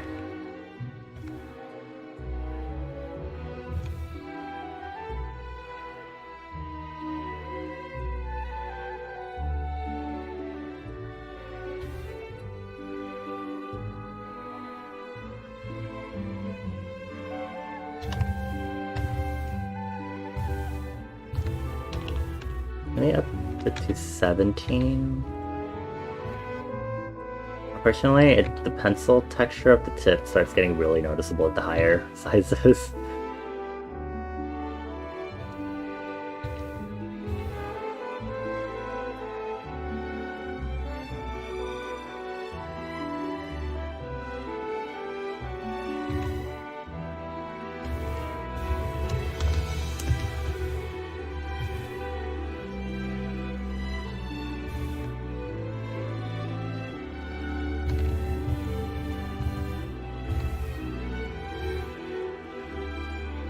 They're really emotional songs that are now playing. I'm like,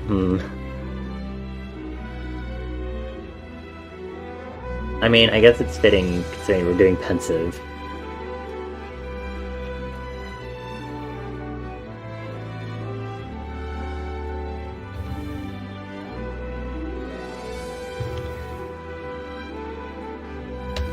I'm gonna switch to using the gouache, actually. But at least I know it's a little cleaner to use.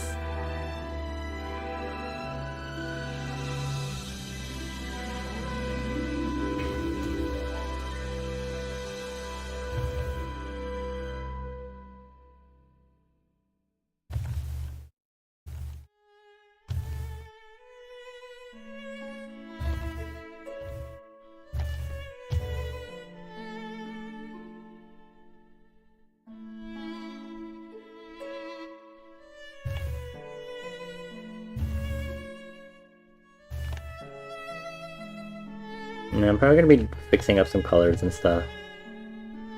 Just made the face a little brighter? Okay.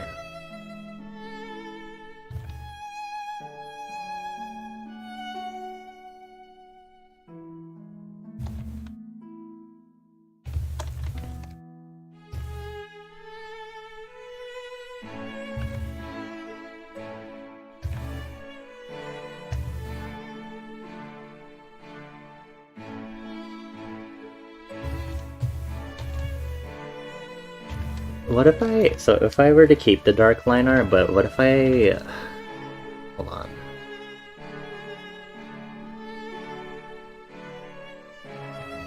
Let's see, 140, 148. The Miracle Mask. Never played anything beyond like the first 3 or 4 PlayStation games. Unfortunately. I think there's one on the Switch or something.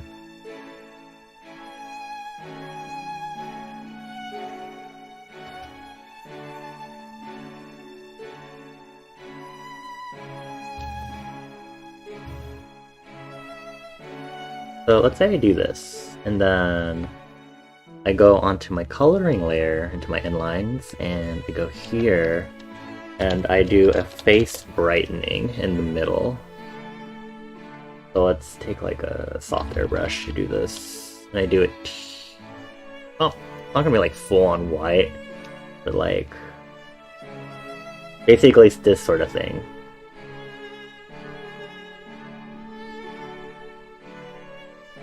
Let me choose a better color that meshes with what I'm doing, obviously.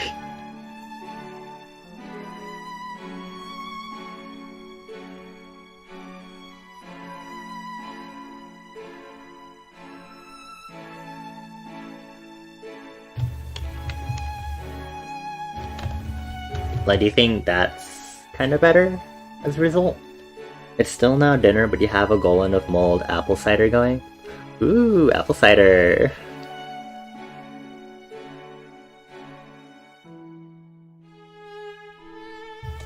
It's also with the thicker line art, I think.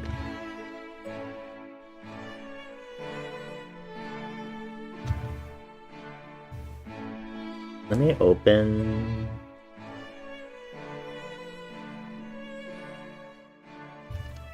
version 2, I think. Just so that way I can like do the comparisons on this website also.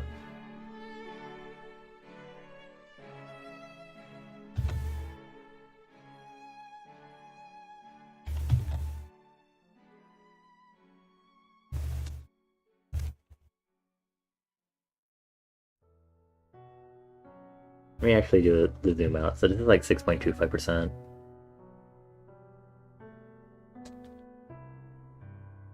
Let me make sure that it's only on this layer, and then we're just gonna duplicate this really quick.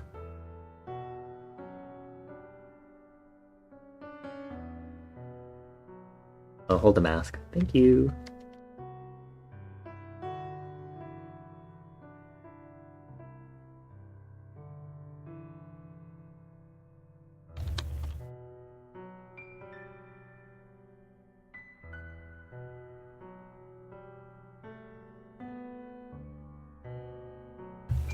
I'm actually gonna take my lasso tool and just kind of wait, actually. Just to kind of warp it a little more to match the head shape a little better.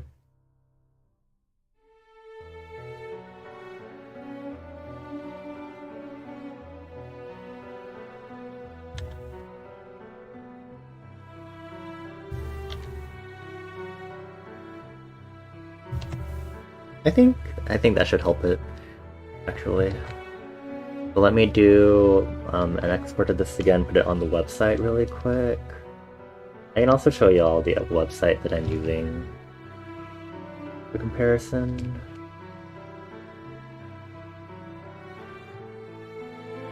Offensive.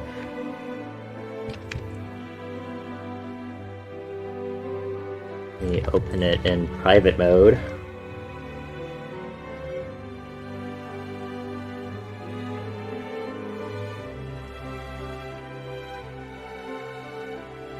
Oh god, this is gonna like flashbang out. Let me not do that for y'all.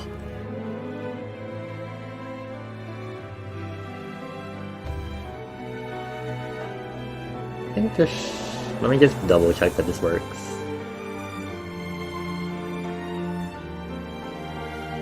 Okay, so on the left is the previous one that we just had that is currently uploaded on Twitch. This is the updated version. The line art is pretty thick.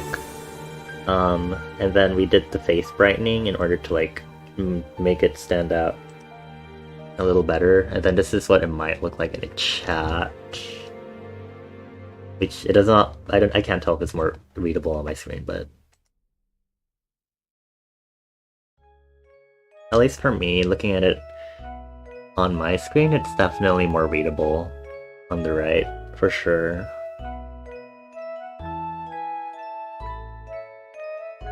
A lot better. Okay, let me. And I am already working with the difficult circumstances. It's already been a problem with my previous emotes anyway. Like it's a struggle that I recognize has been a struggle anyway, unfortunately. And let me see if I can get through this without my entire OBS screaming at me again. Sorry, y'all. Yeah, let me just delete the emote. Where is it? Delete from library, and then redo it. Upload. The new pensive. I am the one who designed the emote. Again. I am literally the one who is working on this. Okay. And then let me go ahead and again restart my chat bubbles, refresh my chat, my end, and you should be able to use the updated.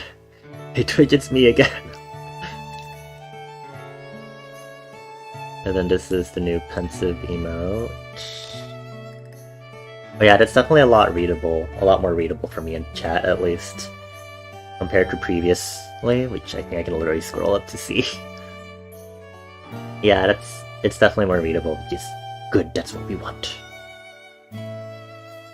Like, I'm not too worried about the whole squiggly, like, mouth shape that I have naturally, like, appearing as more like a line, because at least, like, the pensive, like, in the pensive emoji, it's literally a line for a face, so it's not a big deal. As long as it reads as that at a glance.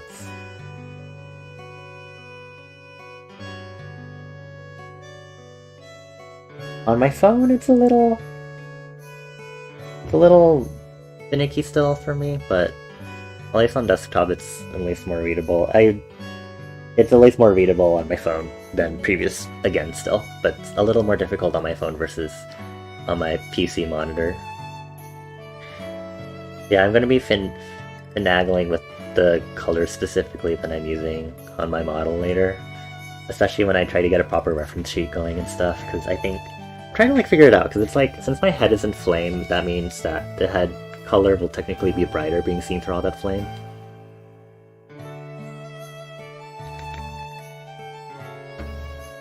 So I'm probably going to be kicking up the head color a few notches, and then my pupil will also be kicked up, like, probably all the way to white for more proper visibility.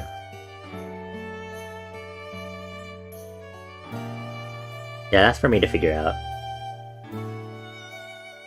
Thank you for the assistance, Citrona. Much appreciated. And Andrew, thank you for the suggestions, y'all. Did I go ahead and get the other emoji versions going while I'm at it? Because it's basically just me going to change the face, essentially. They're not going to be,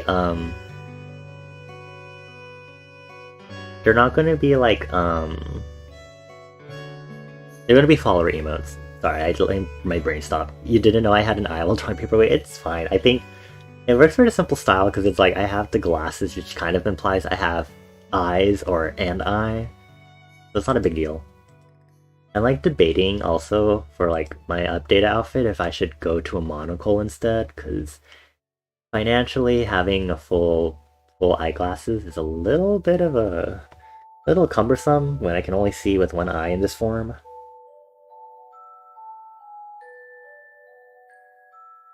But then I have to deal with the technicalities of how the monocle attaches and stuff.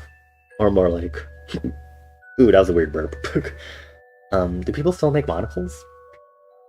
I'm sure if I ask around I can get one for myself, but... Monocles are I think they can kind of be like clipped to like your collar or something, or... They can kind of be like put in like a shirt pocket, like a chest, like a chest pocket sort of thing on like this button up. I'm trying to figure out if I do go to a monocle, do I want it to clip on that way, or would I want it to like flip under my capelet and go into a shirt pocket, which I'll need to get a new dress shirt that does have a shirt pocket sort of thing, you know. Oh my gosh, what if I make like a blushing version? Like a blushing emote, also like blush, or like flushed, I think it's called flushed. Right, flush. Oh my god, flushed.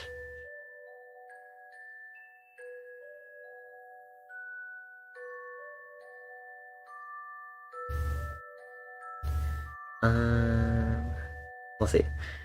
What was I? Okay, so it's this one, wary, and then... Okay, let's do wary at least. I feel like we have this one if you want to cry already, so... I'm gonna duplicate this, we're gonna call this... Or we're not gonna call this, we're gonna lock this, we're gonna call this one the wary one. You need to make that a follower emote instead because it's inside me, but it's cute! It's so adorable.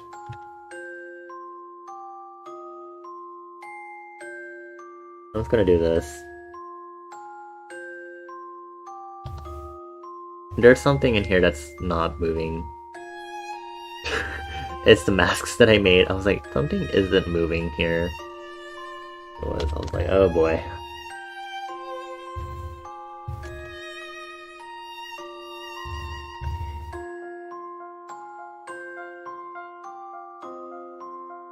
Hello.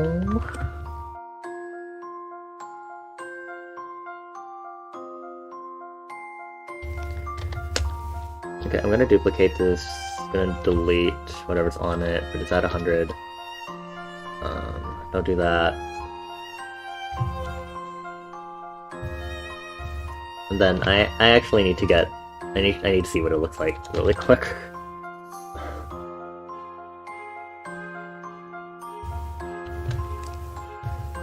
Okay, so the eyes might be a little higher, so it'll be like... Wrong layer, of course. Of course I draw on the wrong layer, hee hee hoo hoo.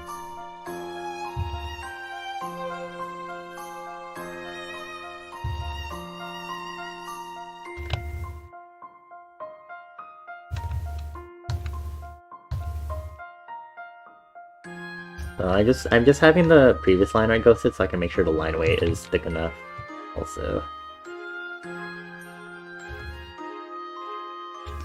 I should probably use it in reference because I might redo the emotes too and stuff. It might be helpful for me to be like, oh, you know, like I should instead be using this line weight since I know I've been having this problem with readability with the previous emotes.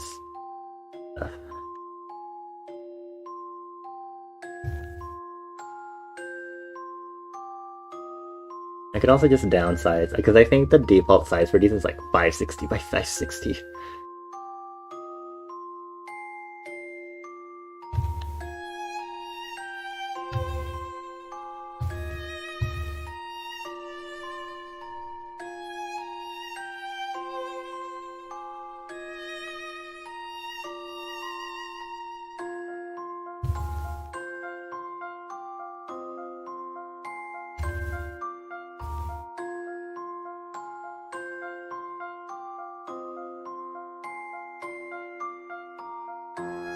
And then this is sticking out. Hold on. Don't use a symmetry ruler for the mask at least. There we go. Back on.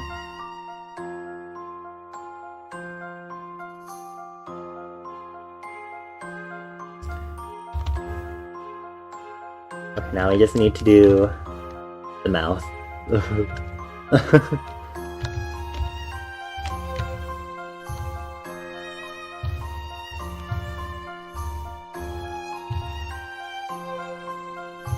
Mouth might be easier to read. At least it'll be a big gaping mouth. And it's doing the wary.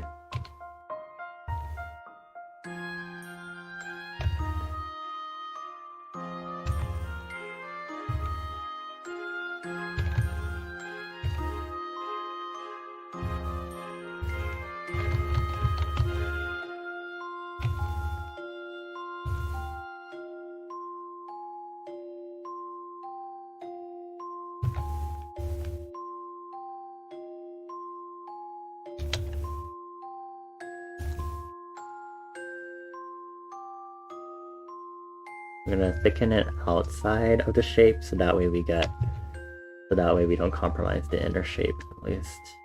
Sizing the area of the inner shape of the mouth. Okay. And then here we're gonna delete, or we're gonna use a separate thing here to delete these. And then paste this one while holding the mask. I might have multiple parallel. Nope, okay, it's this one.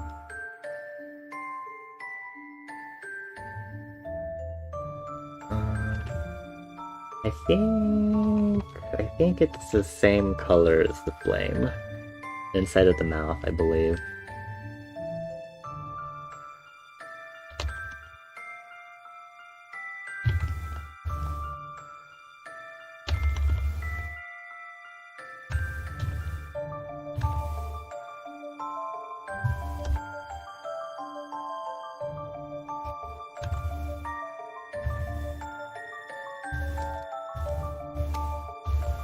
I need to fix the line art a little bit. It's a little hard because I don't draw teeth in this stylization, but the very emote has teeth. And I'm like, well, I can't draw that now, can I? I just realized, hold on, I have to fix something. What is the mistake I made? I forgot to turn this back up for the rest of the line art. And then do this. Hold. Oh.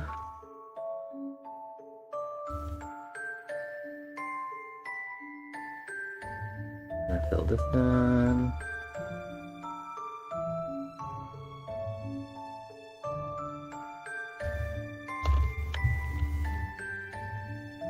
And just kind of tweak the shape a little more.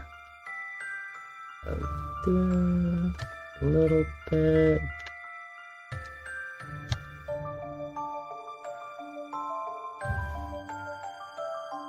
It sounds like a puzzle theme, honestly. Let's see if it is. 12:14. The mix is restarted. It is Puzzles Abroad from the Miracle Mask. So smart. Okay.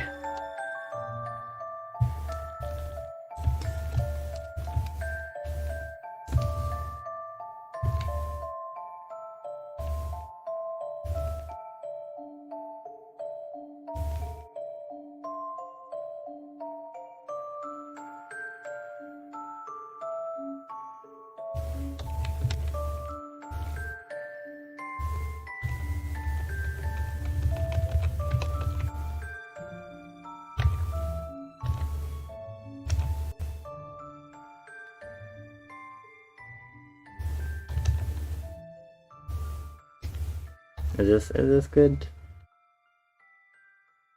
Okay, sure, that's our wary emote. Woohoo, ta-da.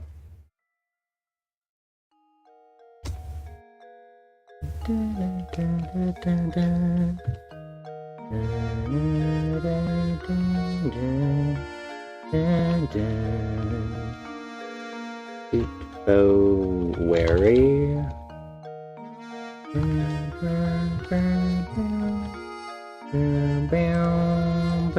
Oh good, I still have the emote page open.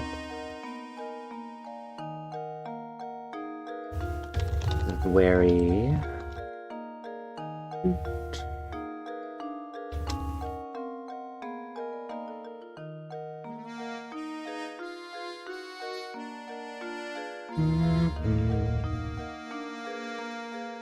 Alright, and I'm gonna have to refresh everything again to make sure it shows up properly on my end. But it should now be in as a follower emote, and I probably won't do sobbing for now, as I said earlier. Think wary.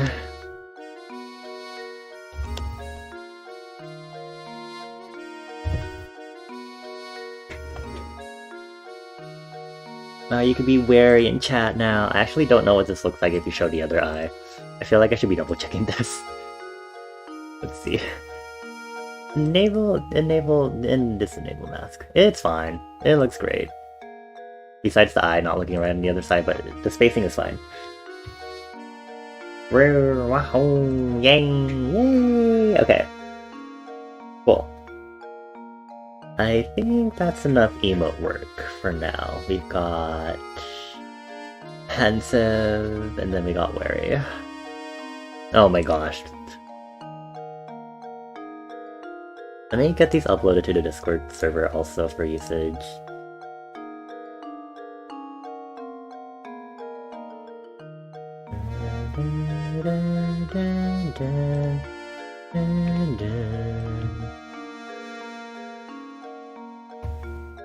I might take a moment. There we go. Let me just mention that these are new.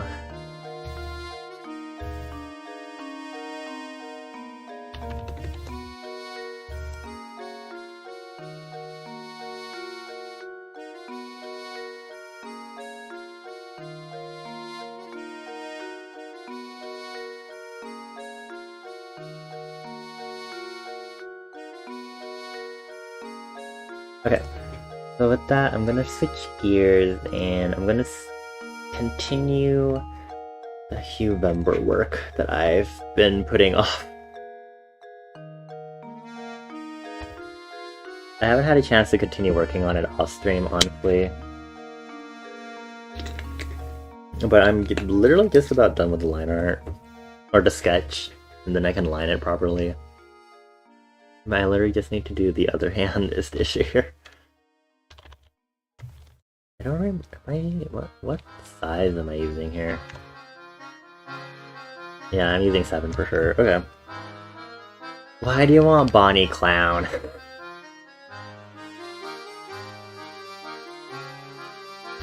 Do you just need that many more clown emotes?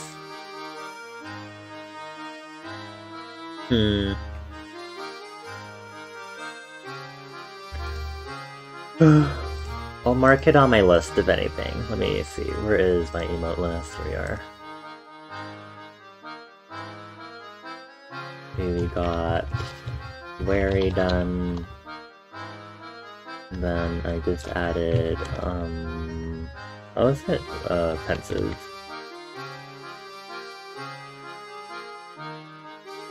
Yeah, you all have clovers. You don't need more.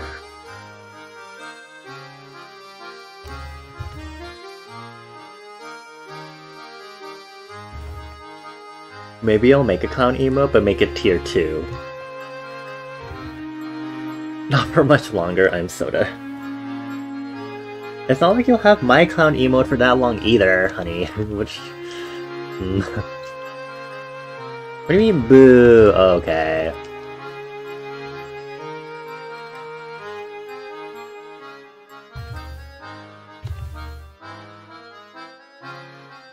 But it's funny.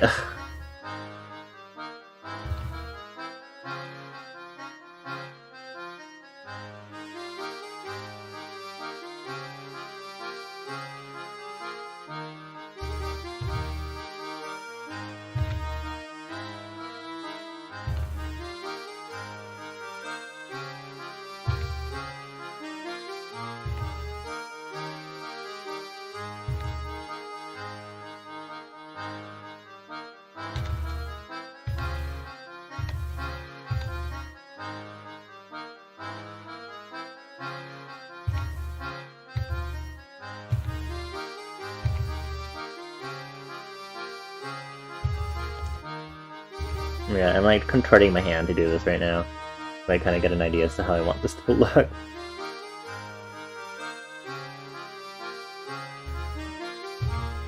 I recommend being very careful with your hands, y'all. Do not contort them too much like me.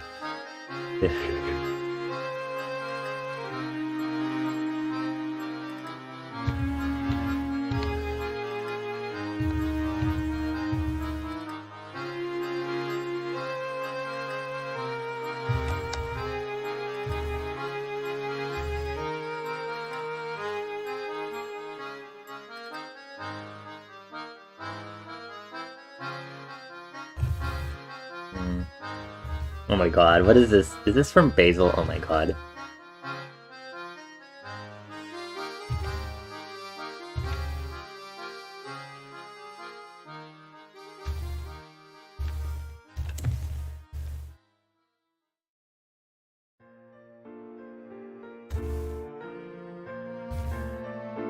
The beans, he has it like it's new? Oh my god. I don't usually watch Basil's streams, so I don't usually know what's been popping with him. I mean, I do follow him on Twitter, so I get updates that way at least.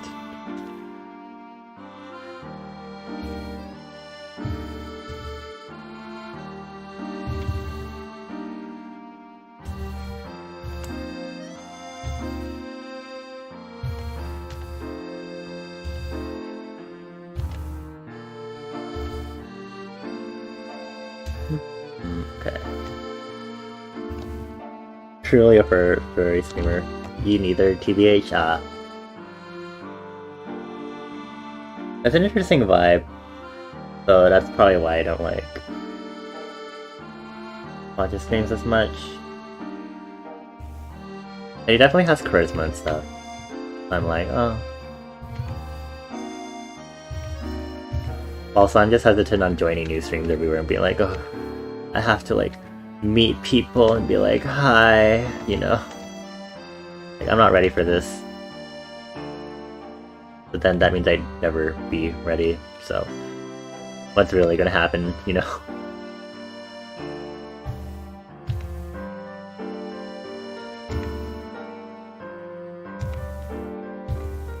You just look and get free gifts up, oh my gosh. Nothing matches the energy of Jesus, my lord.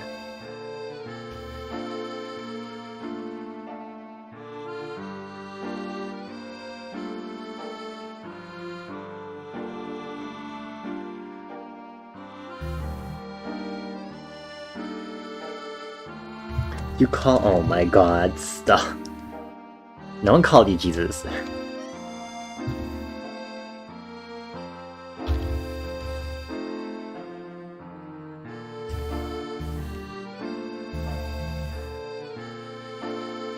Wait, Citrona, do you know the streamer Chris Yim? Or like know of them? Like the one that has Chester the Otter as their like persona?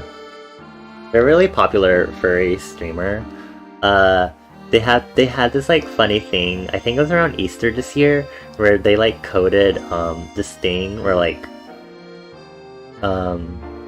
like if you type in chat Jesus has risen, like this like translucent image of Jesus slowly rises from the bottom of the stream overlay, and like the more people type it, the more and more Jesus rises up. And then they were like, oh, if Moz and I think, you know, Jesus is getting a little too close, we can say Jesus go back, and then Jesus's like position on the stream goes back to the bottom. It's the funniest thing ever. And then like and then they like demonstrated it, and then someone did like a sound alert of something inappropriate, and they were like, no, Jesus is right there, Jesus is watching you. And then and then when they did the Jesus go back thing, someone played the you died sound alert. It was so funny.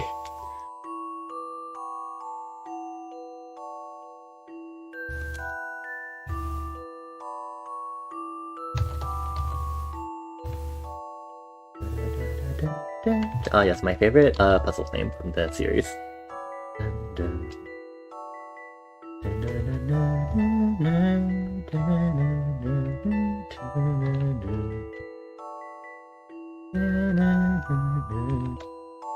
Oh, what the hell emote? Wait, what would the what the hell emote look like?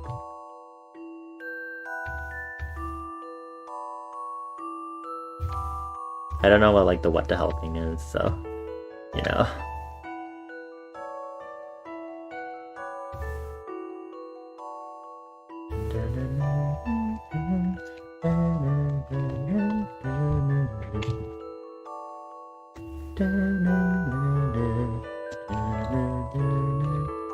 Just send it to me in Discord? Okay.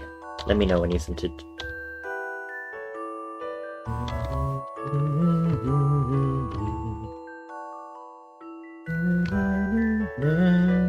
I say to tell me because I'm like blowing into this right now.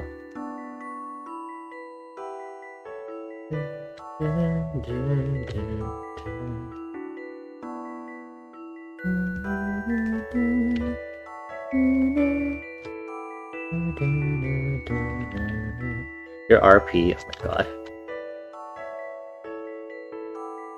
Oh, this one, yes.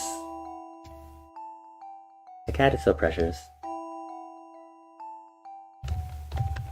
Oh my gosh, I just saw Quickly's message in Prolocord and it reminds me that the Game Awards have been happening. Have y'all been keeping up with that? Like, there have been some wild, interesting things that have been announced.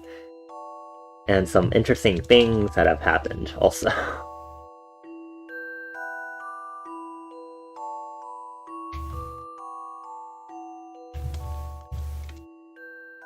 You didn't win a Steam Deck. Okay. I think the biggest thing was that Hades 2 was announced, and then Death Stranding 2 was also announced, which like took me off guard, especially. I was like, what? And then Stray got debut indie of the year, and then Kirby got family game of the year,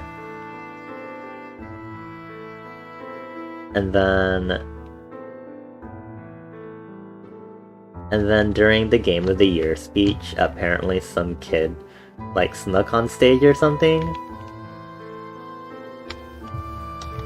I was like, oh my god, like what is happening with this?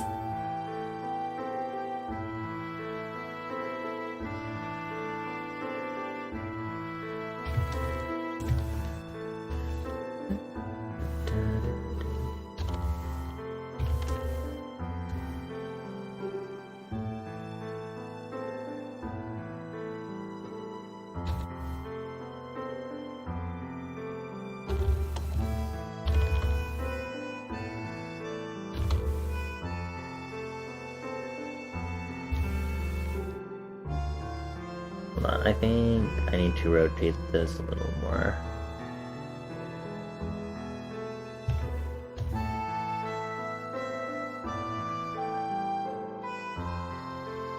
Let me just redo the fingers a little bit.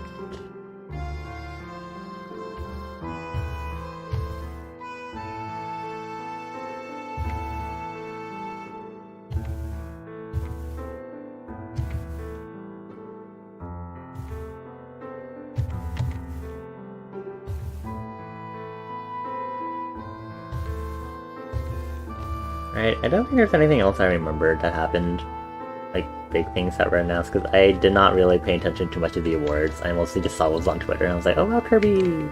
Hey Kirby! You know, that sort of thing.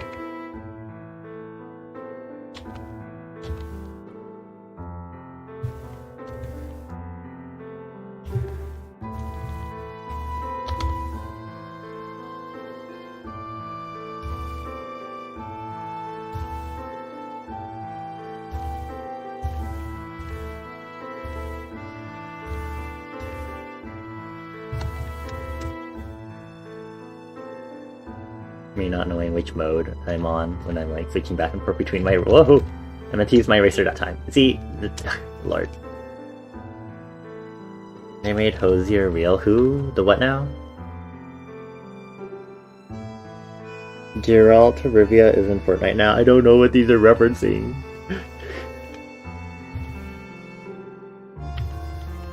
These are gauntlets, right? So I need to start delineating like the actual like—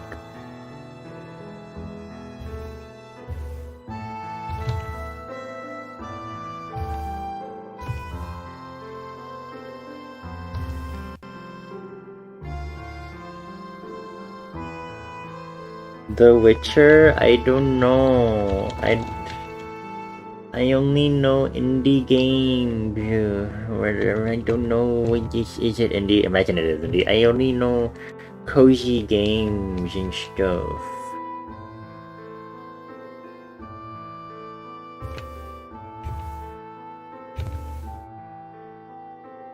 SMH. Don't SMH at me. I'll SMH back at you.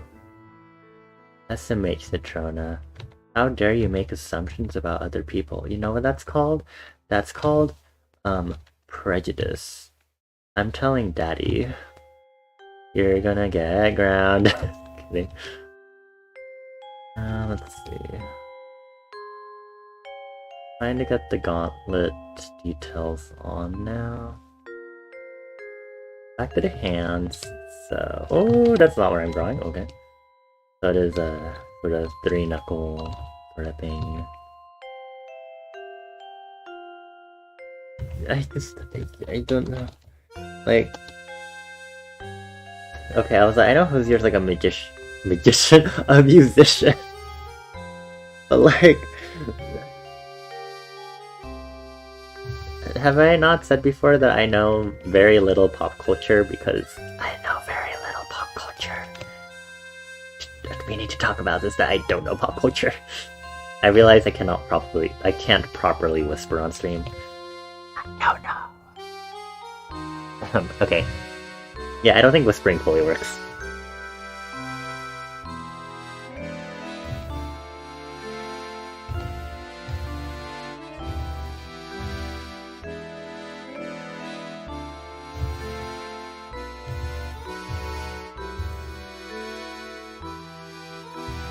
Take Me to Church did not go viral on the radio for free just for me to not know who you're. I don't even know what that is!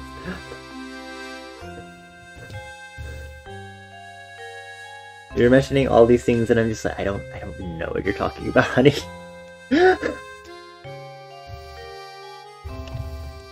We can't be friends. Oh, okay, goodbye. Like, I only listen to like K-pop and J-pop, like, I've said before that I can't do karaoke because I don't know like the typical karaoke songs because I don't know like American or Western music like at all. Like it's not my thing at all, so I don't know any of this sort of stuff that people talk about.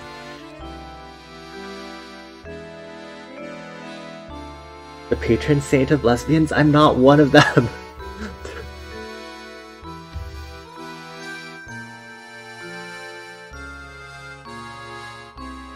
I feel like that much you should know at least.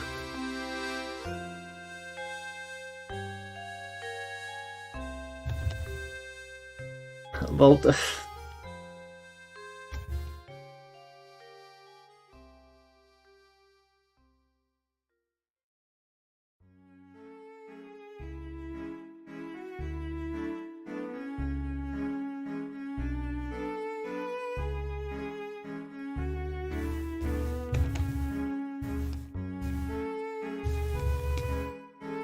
see, need to do the, oh boy, hold on, I need to, this should probably actually start here, where like, you can see these, and then it splits into 3, Lord, this is such interesting lineation details. I feel like I'm like helping with the foreshortening a little bit.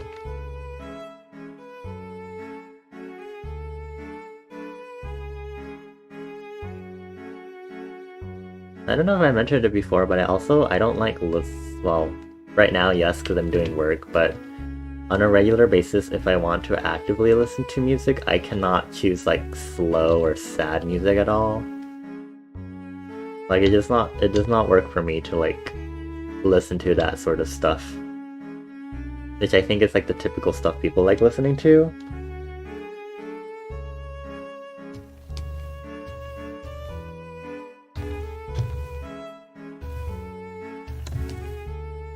Like, I literally can't listen to that stuff.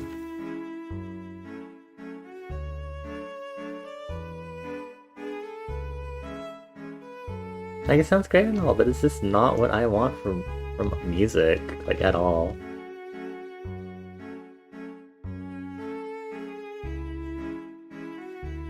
I felt like this should have been explained in, like, the playlists that we shared in Prawl Record that one time. Like, all of my songs have to be, like, some sort of upbeat. Like, all of the songs I'm pretty sure I put on that playlist were, like, some sort of upbeat.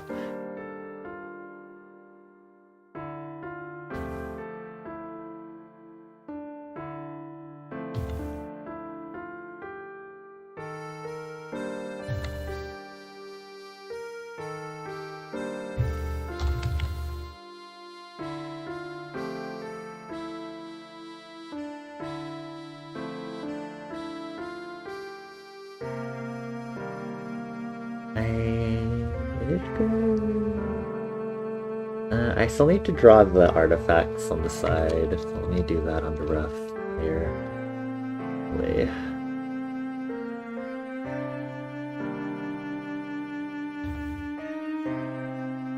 Doesn't even need to be that particularly detailed, just...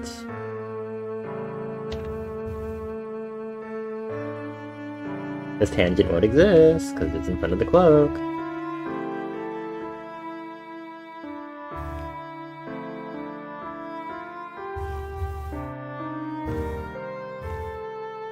I am sorry to disappoint you like this, Citrona, but my music tastes do not mesh with anyone, ever.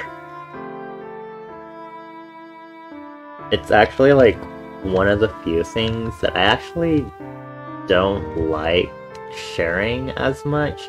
Like, I love talking about the music that I love and stuff, and, like, doing music theory analysis and being like, ooh, I love this, like, specific music thing that it did, but I have never felt fully comfortable sharing my music stuff with other people because of the fact that I don't listen to the usual stuff that a lot of my peers listen to. And so there's this, like, sense of, like, lack of... I can't really connect with people on music because I'm like, I don't listen to these artists that y'all listen to. And, like, it's not this kind of stuff that I can get into. Hello, Mooch. I'm pretty sure the redeem is inactive because Magic already redeemed it for today's stream. Assuming Mooch can hear me right now, because I remember last time she did it, and I was like, ah, thanks.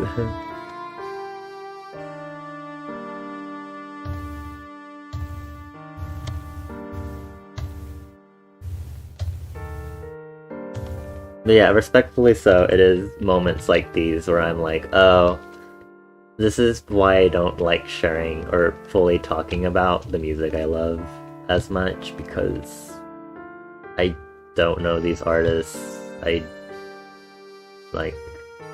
could talk about things like the Beatles and, like, you know, that one September song, and I'll be like, I don't really listen to them. Well, I mean, they have good music, and I probably could listen to it, but, like, I don't know.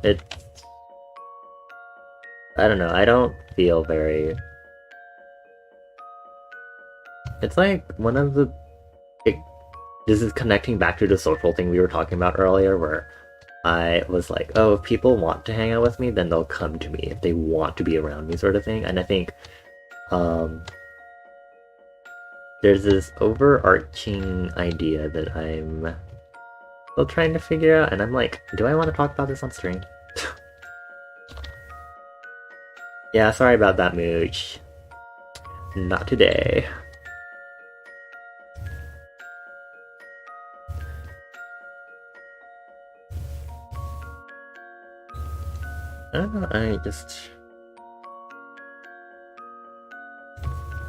Let me move some of this stuff out, because I can't see where I'm putting this just yet.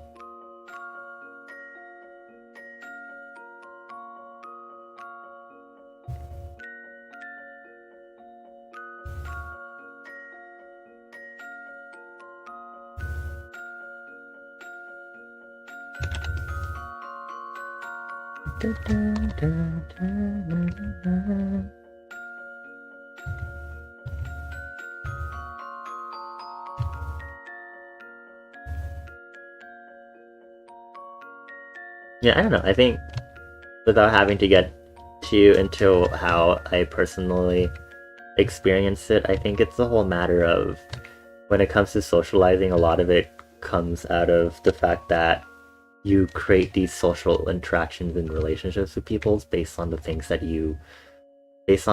things that you vibe with. It is completely possible for you to make relationships even if y'all vibe to very different things, because maybe you also like that variety and stuff, but a lot of times it really is like stuff that you share and interest that is like stuff that you can bond over and doing activities together. It's like food that you both enjoy, music that you both enjoy, activities that you both like to do, like gaming, the specific games that you play. And um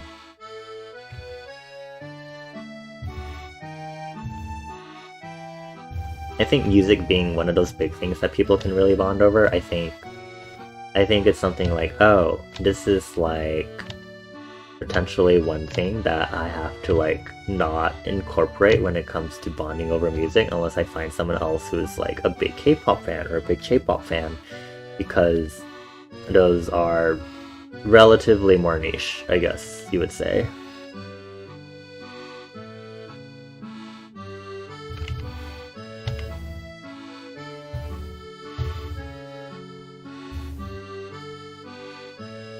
So I don't know. It's a random thing, but I've thought about it before. I'm trying to remember what it was in context to, but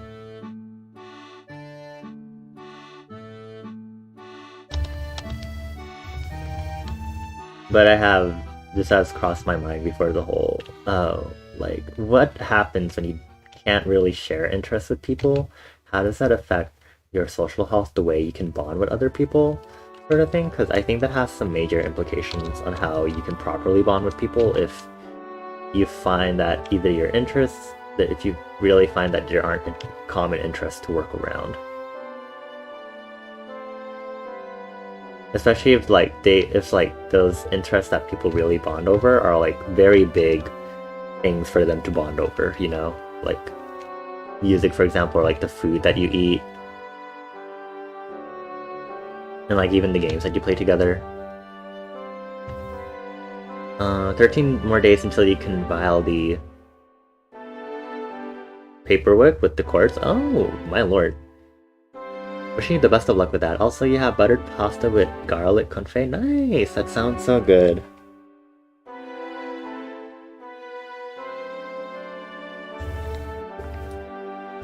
I like kind of did an oopsie with my eating schedule today because I forgot to have lunch at a proper time because when I got home, by the time I got home, I had to get ready for my last class of the day, and then I completely didn't realize until after I ate chips, and I was like, wait, I'm supposed to be, I should have had lunch.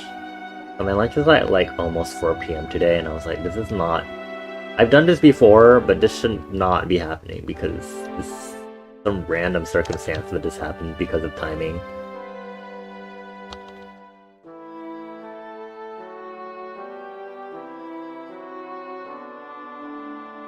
Anyway, back to a less serious thing. I'm very sorry that I do not know these music artists at Trona, but there's nothing I can really do about it. I mean, I'll listen to them,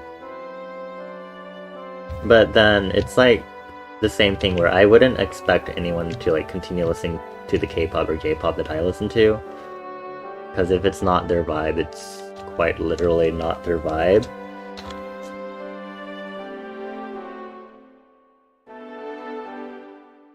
I mean, I knew someone who said they would literally fall asleep to EDM somehow, and I was like, well, fascinating. Like, not that I like EDM, but I do know, like, I do find it fascinating that you could fall asleep to something that is supposed to be, that is intended to be super energetic and stuff. You can sleep to metal. Okay, see, this is what I'm talking about.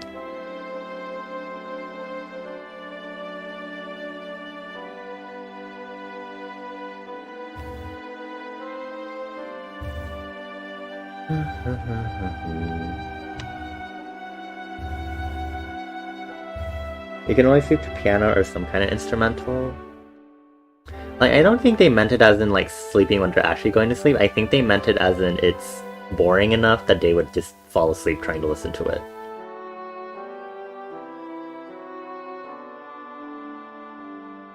Like, I think I should make that small distinction right now. Okay, I think I can remove my references and upscale the sketch. And should be good. Where's my other Oh, it's this one. Okay, let me rename this to figurine. And then I'm just basically going to duplicate all of these.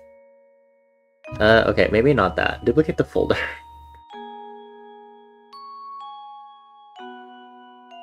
And then I'm gonna do this. And then this is what I'm going to upscale. I'm gonna make this a little more vertical, actually.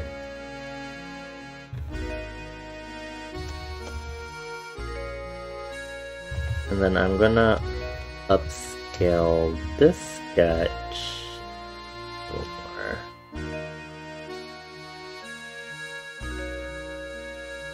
Kind of crop it a little bit.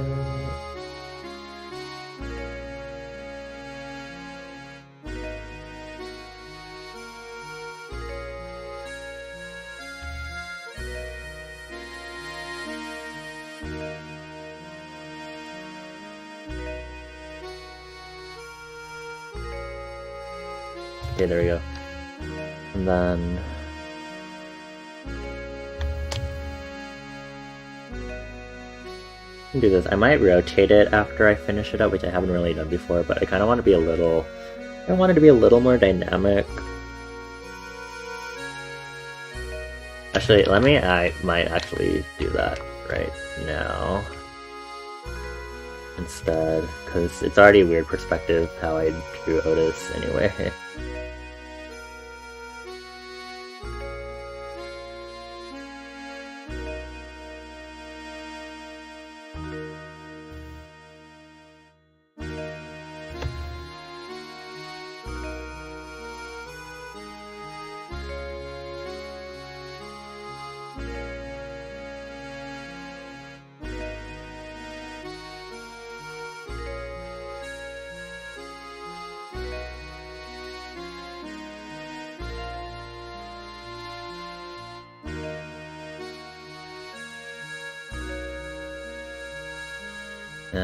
Clip Studio is taking a moment to... And it's a little finicky when it's trying to move a bunch of stuff all at once, even if there aren't a lot of like actual filled pixels in it. Okay, so this is our rough. This is 25, and I'm going to start doing the line art section for this. Okay. And then maybe do 8. Actually, I'm gonna delete this 6B pencil tool and I'm gonna duplicate the HB, call it 4B. That is not... that $? Did they just literally call this a $B pencil? Lord. HB, I'm gonna put it at 90. Make the opacity a little more difficult, because this one is supposed to be my sketching pencil. And then 4B should be my more darker one for line art. You're gonna go to sleep, Toady. Good night. Thank you for chilling with us, Toady. I hope you have sweet dreams. I give you little forehead kisses on your little toady head. Mwah, mwah, mwah. See you around, Toad. Get your Minecraft updated so I can play Minecraft with someone. Because I've just been playing by myself, just like forever. It makes me sad. I need more people on the server, please.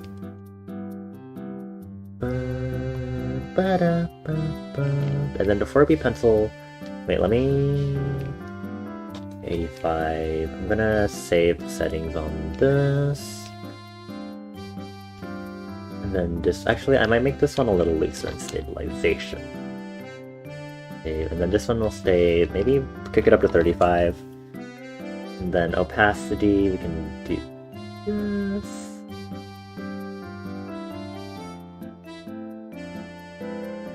I do want a little more line weight capability with this.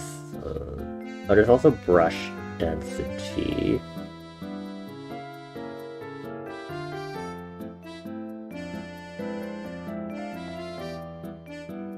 A little denser. This probably should be 6B instead, but whatever. They're just that way, it's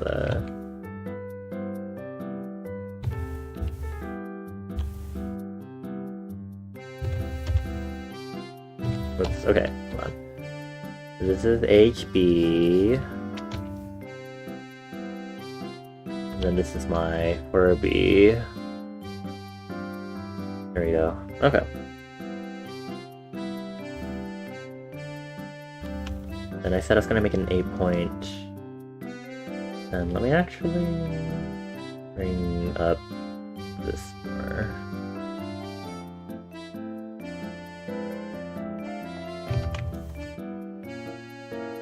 Okay. Let's start the line art. Be fun.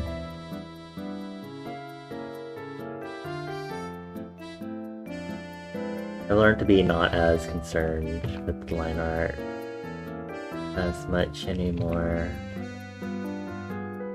Really nice to just kind of not think about it as deeply anymore, I feel. You know, make mistakes and don't. Because I think, you know, with a painterly style, you make a mistake, you recarve, and you repaint. It's literally what it is, and I think that's, like, helping me a lot with, like, a more line art sort of thing, which is weird because for line art, especially when you're like doing line art in like the entertainment industry, you need to have really clean lines.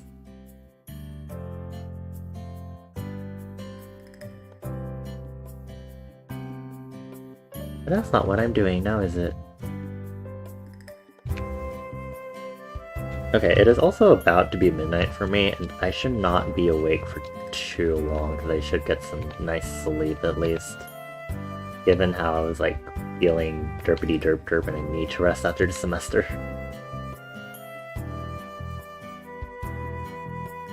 I'm gonna see how much line art I can get in the last 10 minutes until midnight hits, and then I think I'll go ahead and call it here.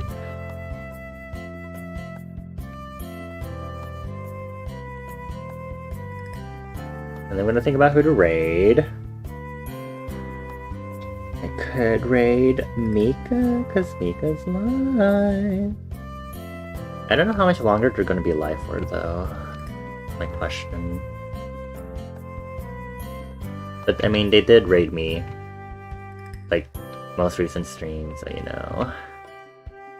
Return the favor.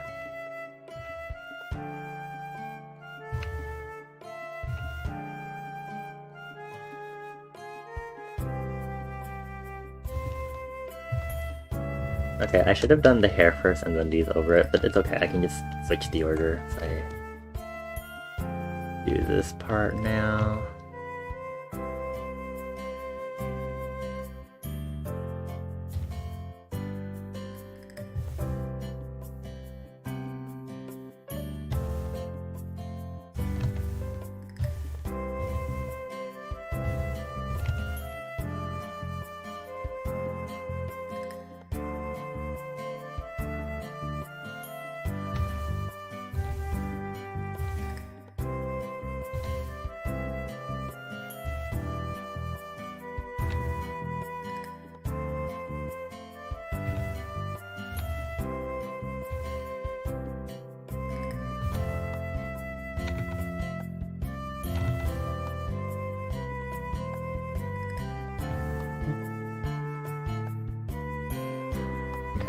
I really just kind of did whatever for these hair shapes.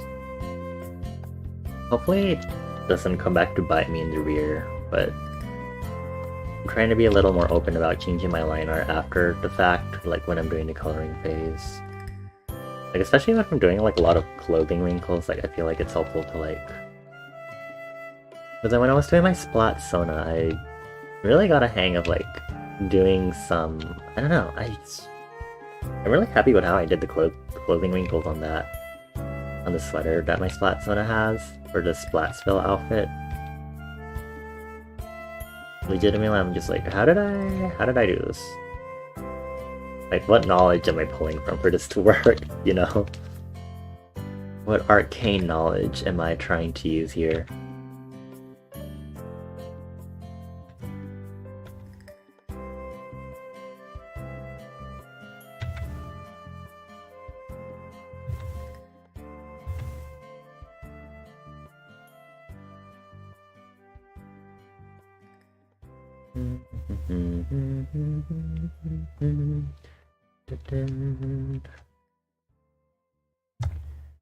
Okay, and then just do this, which just transfers all the cotton to the below layer, and I keep this extra layer. I'm gonna start doing so like once I do the hair here, I'm gonna try to not use line art here when I do the barrier between the hair and the skin. We're gonna see, it's not like full painting, but I'm gonna like try to incorporate aspects of painterly style without lines to some extent. And part of that is also like how much will I change my tools that I use, like the new oil brush that I found, for example, is I'm gonna try using that new oil paintbrush with that canvas texture on this piece for like actual painterly shading instead of just simple cell shading like I did with the Splat Sona design I did the other stream. And we're gonna see how that goes, because I need to experiment. I just have to see how it turns out in order to like make any like good decisions on like if I like it or not, you know?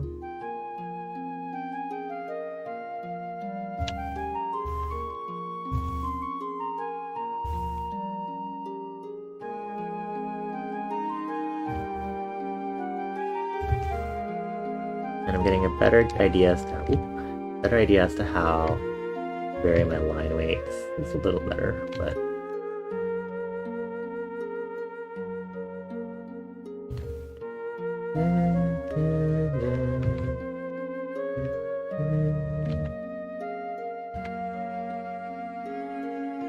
when I mentioned at the beginning of stream that I was like debating on streaming or not, I was very aware that I was going to still stay up probably until at least midnight at the very earliest. I was like, well, I feel like I should just stream. And, you know, I'm making slow and steady progress with the art that I'm doing, which I think is helpful. Which, you know, is like one of the big motivators for me to stream. Like, I get work done, I get to talk with y'all about random stuff. I don't know.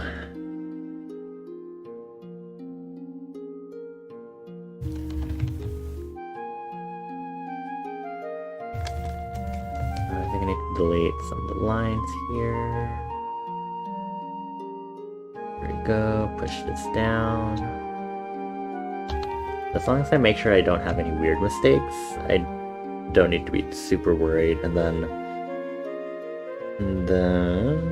okay. I'm gonna try to handle the big shapes first, so like the cloak at least. Because big shapes are still a little finicky for me, I would say. Most of the line was good, we're just gonna erase that. Redo it here.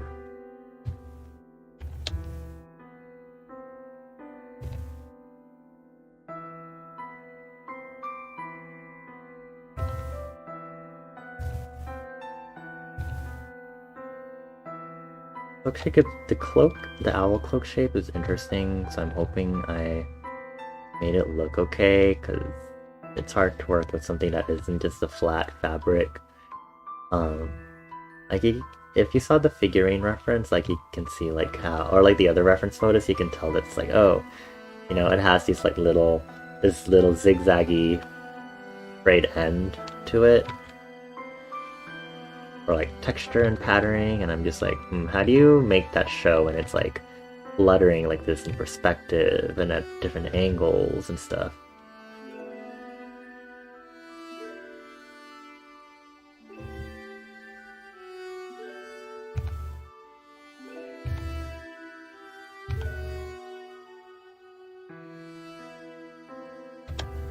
Erase that. trying to get it at least very on the line. I could also not care about this being exactly on the sketch lines that I have, since these are such big shapes. For things like details, I think it would matter more if I was on the line. Like if I was like doing the eyes and like the eyes were like slightly different, it would stand out. You don't want that, obviously. I'm gonna do this like collar slash turtleneck sort of thing that's happening.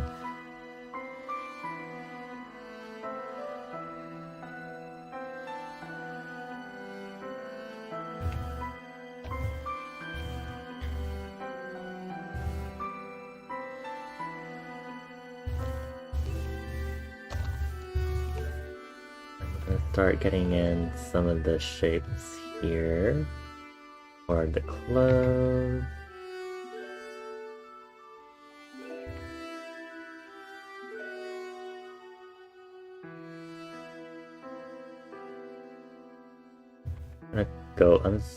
I'm gonna start deviating from the sketch to introduce the clothing wrinkles myself.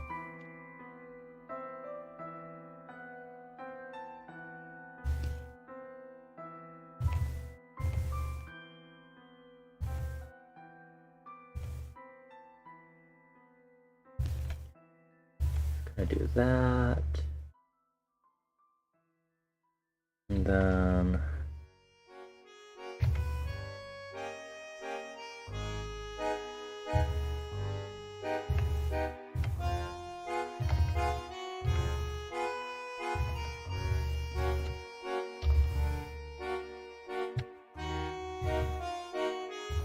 maybe try to get the face finished today for line art, and then let's go ahead and wrap it up and raid out.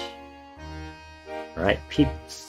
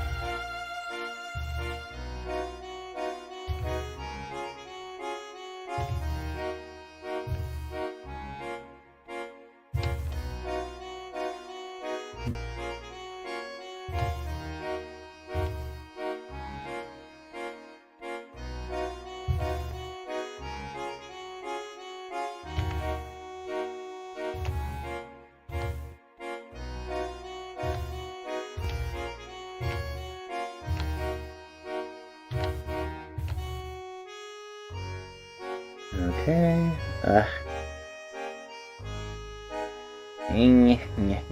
Okay. It is midnight. Let me quickly finish up here. I might delineate the eyebrows, like make them actual shapes. But I didn't want to because Otis originally doesn't have eyebrows. Or like actually proper like eyes with like the eye whites and everything. So this is like kind of around my styling.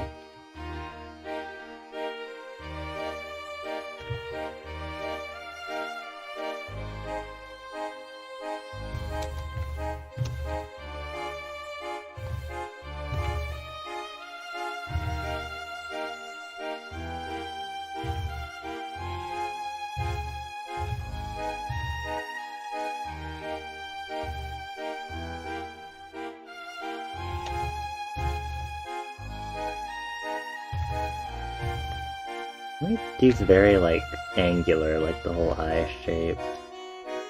I was going for like a rounded, like kind of like this sort of shape. It ended up being kind of angular,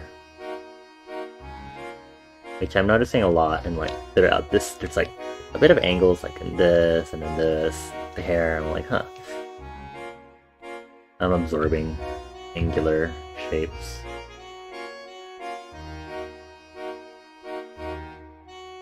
Okay.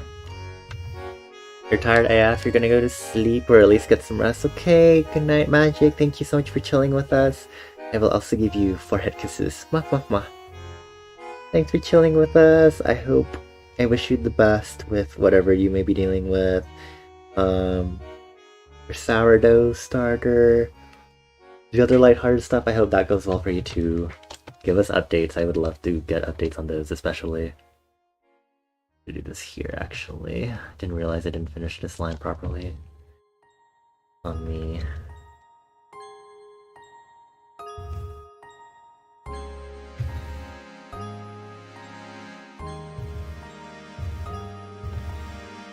Let's see here.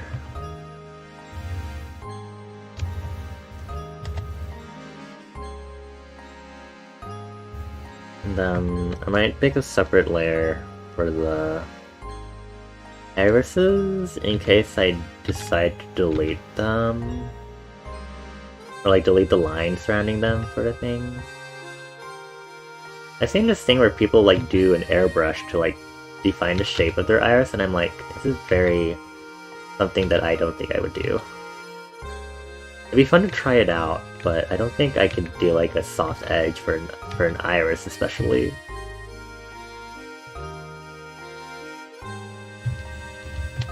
Okay. That is initial progress on the liner, and to finish lining the rest, I need to do the volume suggesting lines also after that.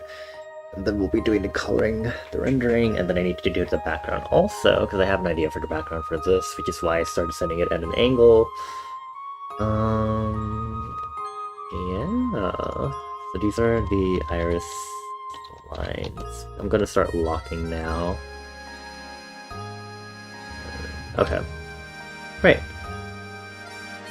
Good job, everyone. Whether you were relaxing or getting work done, that is progress on its own. Whether it's toward making sure you're keeping yourself up to date with your mental, emotional, and personal health, or whether you were doing work alongside me, whether you were doing a role-playing reply, or maybe relaxing after a busy semester, or, you know, getting some cooking done, you know, outside or sourdough, or, you know, making some progress in a game that you're playing.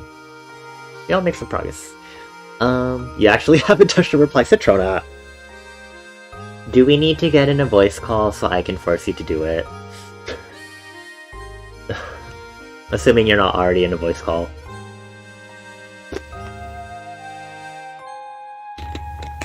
Alright. I'll hop in one after stream, because I feel like staying up still.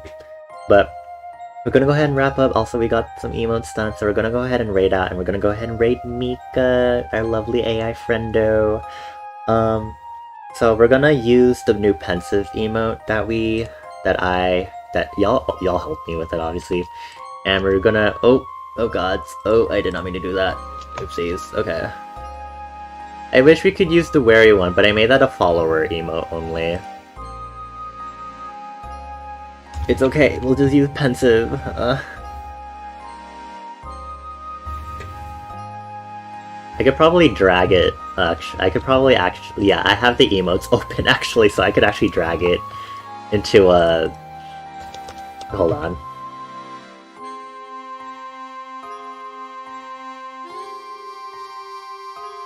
Put it in tier 1 instead. Let me refresh my bubbles again. Refresh chat. I don't know, does it say on your side? It should now say on your side that it is a sub-emote, I think. But it's not showing me in my chat.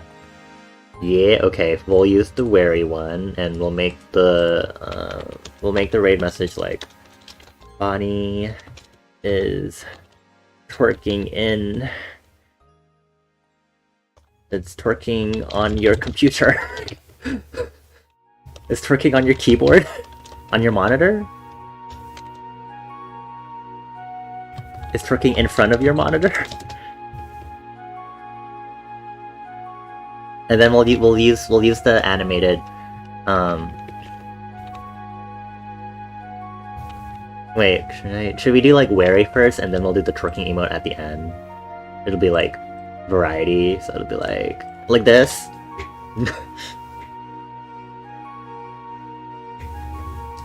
And then for any friendos that don't have a sub, we do have a regular a little border for that. Let me get the text at least copied, and then it'd be raid cust, copy this. So if you don't have a sub or you just want to use the cute little star border instead, you can copy this message, but we will be using Bonnie is twerking in front of your monitor as a raid message as we raid Mika, so let's go ahead. I don't know if they'll be ending soon, honestly, but go ahead and get started. I should have done the shout out first again before doing this, but it's okay. But right now they're still playing Dwarf Fortress, so let's go ahead and give Mika lots of love. Thank you all for being here. I realized I didn't go back to the front desk because we wrapped up here, but thank you all for being here. I always appreciate y'all's company, and I hope to stream a lot more, even though I am supposed to be taking my hiatus over winter break. But oh my gosh, I need this ad to go away before I hop in. But thank you all for being here again. Thank you all for like all the resubs and the gifted subs. Very insane, very not necessary, but I appreciate the support, y'all. But yeah, thank you Citrona, thank you Mika, thank you Toady, thank you Shiki, thank you Magic, thank you Andrew, and thank you Mooch. I hope you all have a good weekend and a good rest of your December, a good end of the year holidays. Hopefully by next stream I'll have the next schedule for next week up and coming, and then I'll have some more details about how the hiatus that I'm taking for the beginning of winter will go. Yeah! See y'all in the raid! Get your raid messages copied!